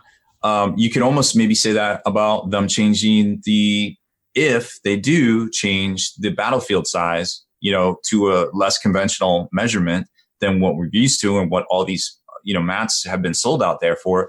That would be really interesting to see too.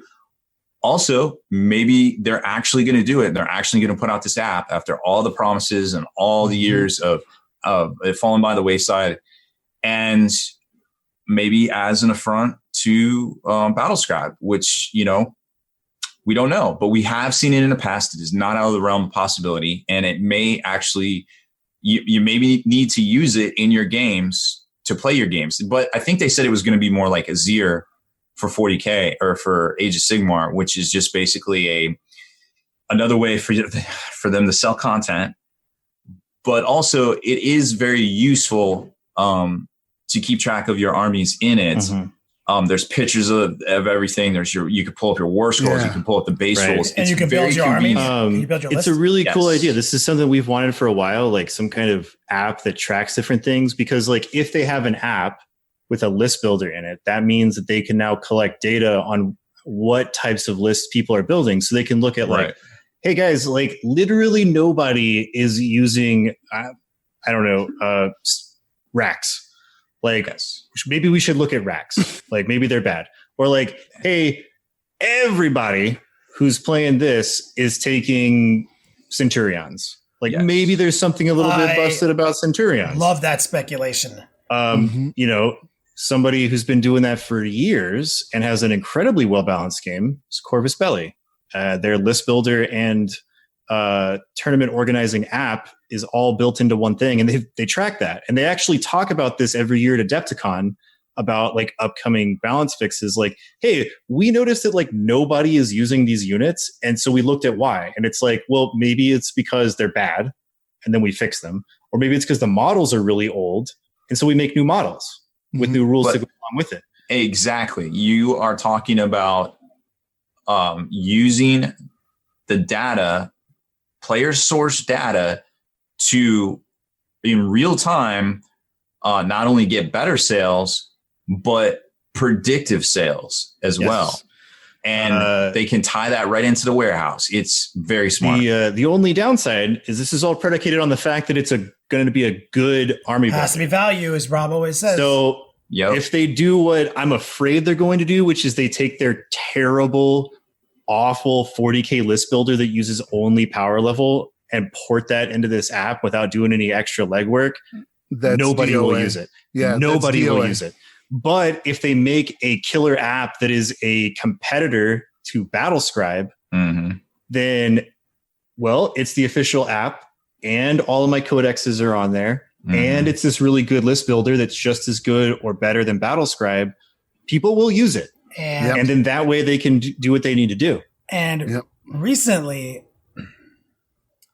they announced a global person for global affairs, which leads me, which wasn't Reese, which I was shocked by. If that's real, like now they're gonna have somebody in charge of global events, and there's an app that may be looking at like how we build lists, which I'm a little nervous about because my Battlescribe history is dicey as my browsing history on my computer. I made some strange shit. That's true. How likely is it, Rob, then that official GW events would also utilize this app in some way to report win ratios?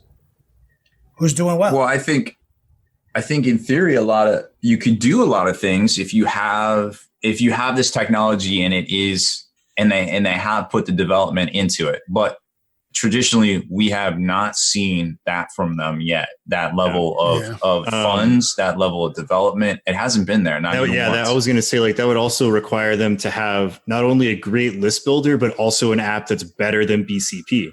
And for all of its flaws, which get better all of the time, BCP is the best thing out there. Their only flaw is servers. Like, it's not. I do not think that Games Workshop has the infrastructure set up to have a universal organizer app like what BCP is. I just don't think it's there yet. I think reading between the lines, this new global head of events is, behind the scenes, a lot of people are not happy with this individual.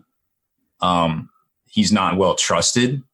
He's liked to his face, but he is not well trusted behind the scenes from vendors, from tournament organizers, and the like. And I think there's going to be a bit of a power struggle, an internal power struggle around this going forward.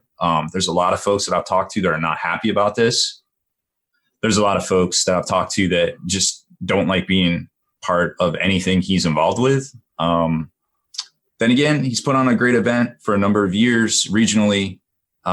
So maybe he'll fit in and maybe he'll do good things. But somebody said, "Is it Matt Ward?" It's a savage meme. Ooh. Good job. I think I'm the only one who'd be happy if it was Matt Ward. I'd be like, yes, give me all the green light. I would be more happy if it was Matt Ward personally. I think going forward, GW. Real quick, Rob just laid a bunch of bait for the haters. So yes, I did. I 100% did all of that on purpose. But here's the thing: is I think there is a lot of potential here for this to be very, very good for the hobby, and I'm very excited for it. I haven't seen anything like this before, but I'm going to be optimistic until there's reason not to be. I have another question for Rob, though, before we get off of this particular subject. Because from earlier today, Wyatt's conversation went wily as fuck, obviously, because we're focused on playing this game and obsessively jerking off to our list building. Rob, chapter proof. When does that usually come out? December. So here, yes, I know what you're going to say. So here's the weird thing. So we knew they missed the big 40K FAQ, right? Normally, right about now, they are getting the chapter approved together and sent over to get printed, right? Mm-hmm. So it's really interesting that they're going to announce all of this. Are we going to have a chapter approved? Now, I have been very outspoken in the fact that I think charging us for their beta test and their development and making the game better on the point side of things was complete bullshit. And they needed to put more value into the chapter approved book to make it worth buying, and holding us hostage over our points was not it, in my opinion. And I will not change that opinion. Now, I didn't even buy the last chapter approved. No, I haven't bought it ever. I might have to review it, or I don't remember. But if they do it, if this app works like X-Wing app for FFG, where the points are fluid, points are the points. Like you got to get into the app to find the points. That is a masterstroke on their part, because you're not going to be able to get those points any other way besides interacting with that app. And they can change. Of course, they'll put out, release notes and things. Yeah. I mean, it's not going to stop piracy of the app, but it'll definitely help it. Cause people, humans by nature, like sociology type speaking, we're kind of lazy. Like people will generally do whatever the easiest thing to do is, right? There's been tons of studies like this. Like if you have more trash cans, people won't litter as much, because it's easier to just, throw it in a nearby trash can than walk around looking for a trash can that's not there. And then eventually they're just like, bah, and throw it on the ground, which is why 100%. Cities with more same with music. Yeah. So it's like, if it's easier to use this app than anything else, and it's not very expensive, then more people will use it. Yeah. They can literally just charge $1 a month, like they did with the Azir, and they will pay their costs. So many people who are really penny pinching in this hobby have said, like, if it was like $5 a month, I would definitely do that over having to have all these books and all this other stuff. So it's like, if they do even that, like, I'd be fine with it. And you just brought it up, why? But what's clutch in that is that they announced that if you buy the codex, it unlocks the rules in the app. Yes. And there was a caveat, but yes. Yeah, but that is key to making, and Azir, I guess, is the AOS app. And I don't play AOS that much, but as somebody who was trying to get into AOS, when I downloaded that app, it was key to me playing the game. Because I was just like, I have these guys and these guys and these guys. And then, I don't want to buy this entire book, but I want to play those guys. And I would just buy that War Scroll to play those guys. If they do that functionality, free to play stuff. I mean, D&D has done this for a while. D&D Beyond has been a thing, years probably. I just want this one subclass for Druid. I don't want to pay like $40 for a book. I just want this one thing. All right, cool. $1.99. Here you go. Yep, $1.99. Here you go. And other books have been doing that. Mostly like some of the smaller RPGs and stuff like that. They'll say, hey, if you buy this physical book, you can go over to, they give you a code. You go over to RPG Now or Drive Through RPG and download the PDF of the same book that you have. Yep. Or on the literary side, there's a lot of places that are like, hey, if you buy this book, there's a code in here. You go to the thing, you get the audiobook for free or at a reduced price or something. Yeah. In fact, Amazon's doing that now. They're all linked. If there's an audiobook, you buy the book, they give you like 50% off on the audiobook. Right. So that's definitely the wave of the future. Yeah, it's an amazing idea. I hope it's handled properly. I hope it's going to be a killer app. They did say in the main release write-up that they will do that, like when the app will support 9th edition codexes. That was the first direct in-text mention of 9th edition in that article they put out. And that also was in the same sentence as, like, when you buy a new codex, you will get the digital version as well as part of this app. But they clarified it's like 9th edition codexes. So either it's not going to be here for a little while, or they're not going to have like the codex so like the free digital version with purchase support until they start making the next wave the new codexes. Yeah. And that makes sense. What I hope they do is have the a la carte system, because then I can just be like, hey, these are the armies I play. I want them in the app. I want, my Grey Knights, my Necrons, my, whatever. And I just buy those. But I would hope that when they initially release those, that those are at somewhat a reduced price. I don't want to buy the Grey Knight Codex for $50 again. You know what I mean? Yeah. Or pay the same MSRP for Psychic Awakening. I'm like, look, you really just gave the Grey Knights, and I'm not downplaying the Psychic Awakening at all, because it's really cool, but there's really about 2 or 3 pages worth of rules. Right. So if they want to keep doing that, which if they want to have these like cool hot fixes for each faction, like cool, it's been great. It's all awesome. But like, don't make me buy $40 for like 2 pages of Tyranid rules. Exactly. Just let me a la carte buy what I want. Exactly. And they would probably get a lot more purchases, because a lot of people are like, I'm not going to buy that PA book because it's going to be up online, a week after release, because it's like 3 pages and I'm not going to spend $40 on it. Or they want the rules and not the fluff. Right. So if you, again, make things, the easiest way to do stuff, if you make it easier to just get the rules you want rather than, get it online somewhere else and have to search it and do all this stuff, people will buy it. Like, they will buy what they want at a lower cost. And Stormer One in the chat just brought up in the rules for the small factions in White Dwarf. Absolutely. Because it's like, I bought the initial White Dwarf. I read it. I was like, this is awesome. And then I put it somewhere safe. And so that I have no idea where the hell it is. Right. I have no clue where the hell it is. Oh no, I'm just that's like, exactly it's in the house somewhere. Yeah. Haspil, take us out of here. Listen and understand that Terminator is out there. It can't be bargained with. It can't be reasoned with, and it will absolutely will not stop ever until you are dead.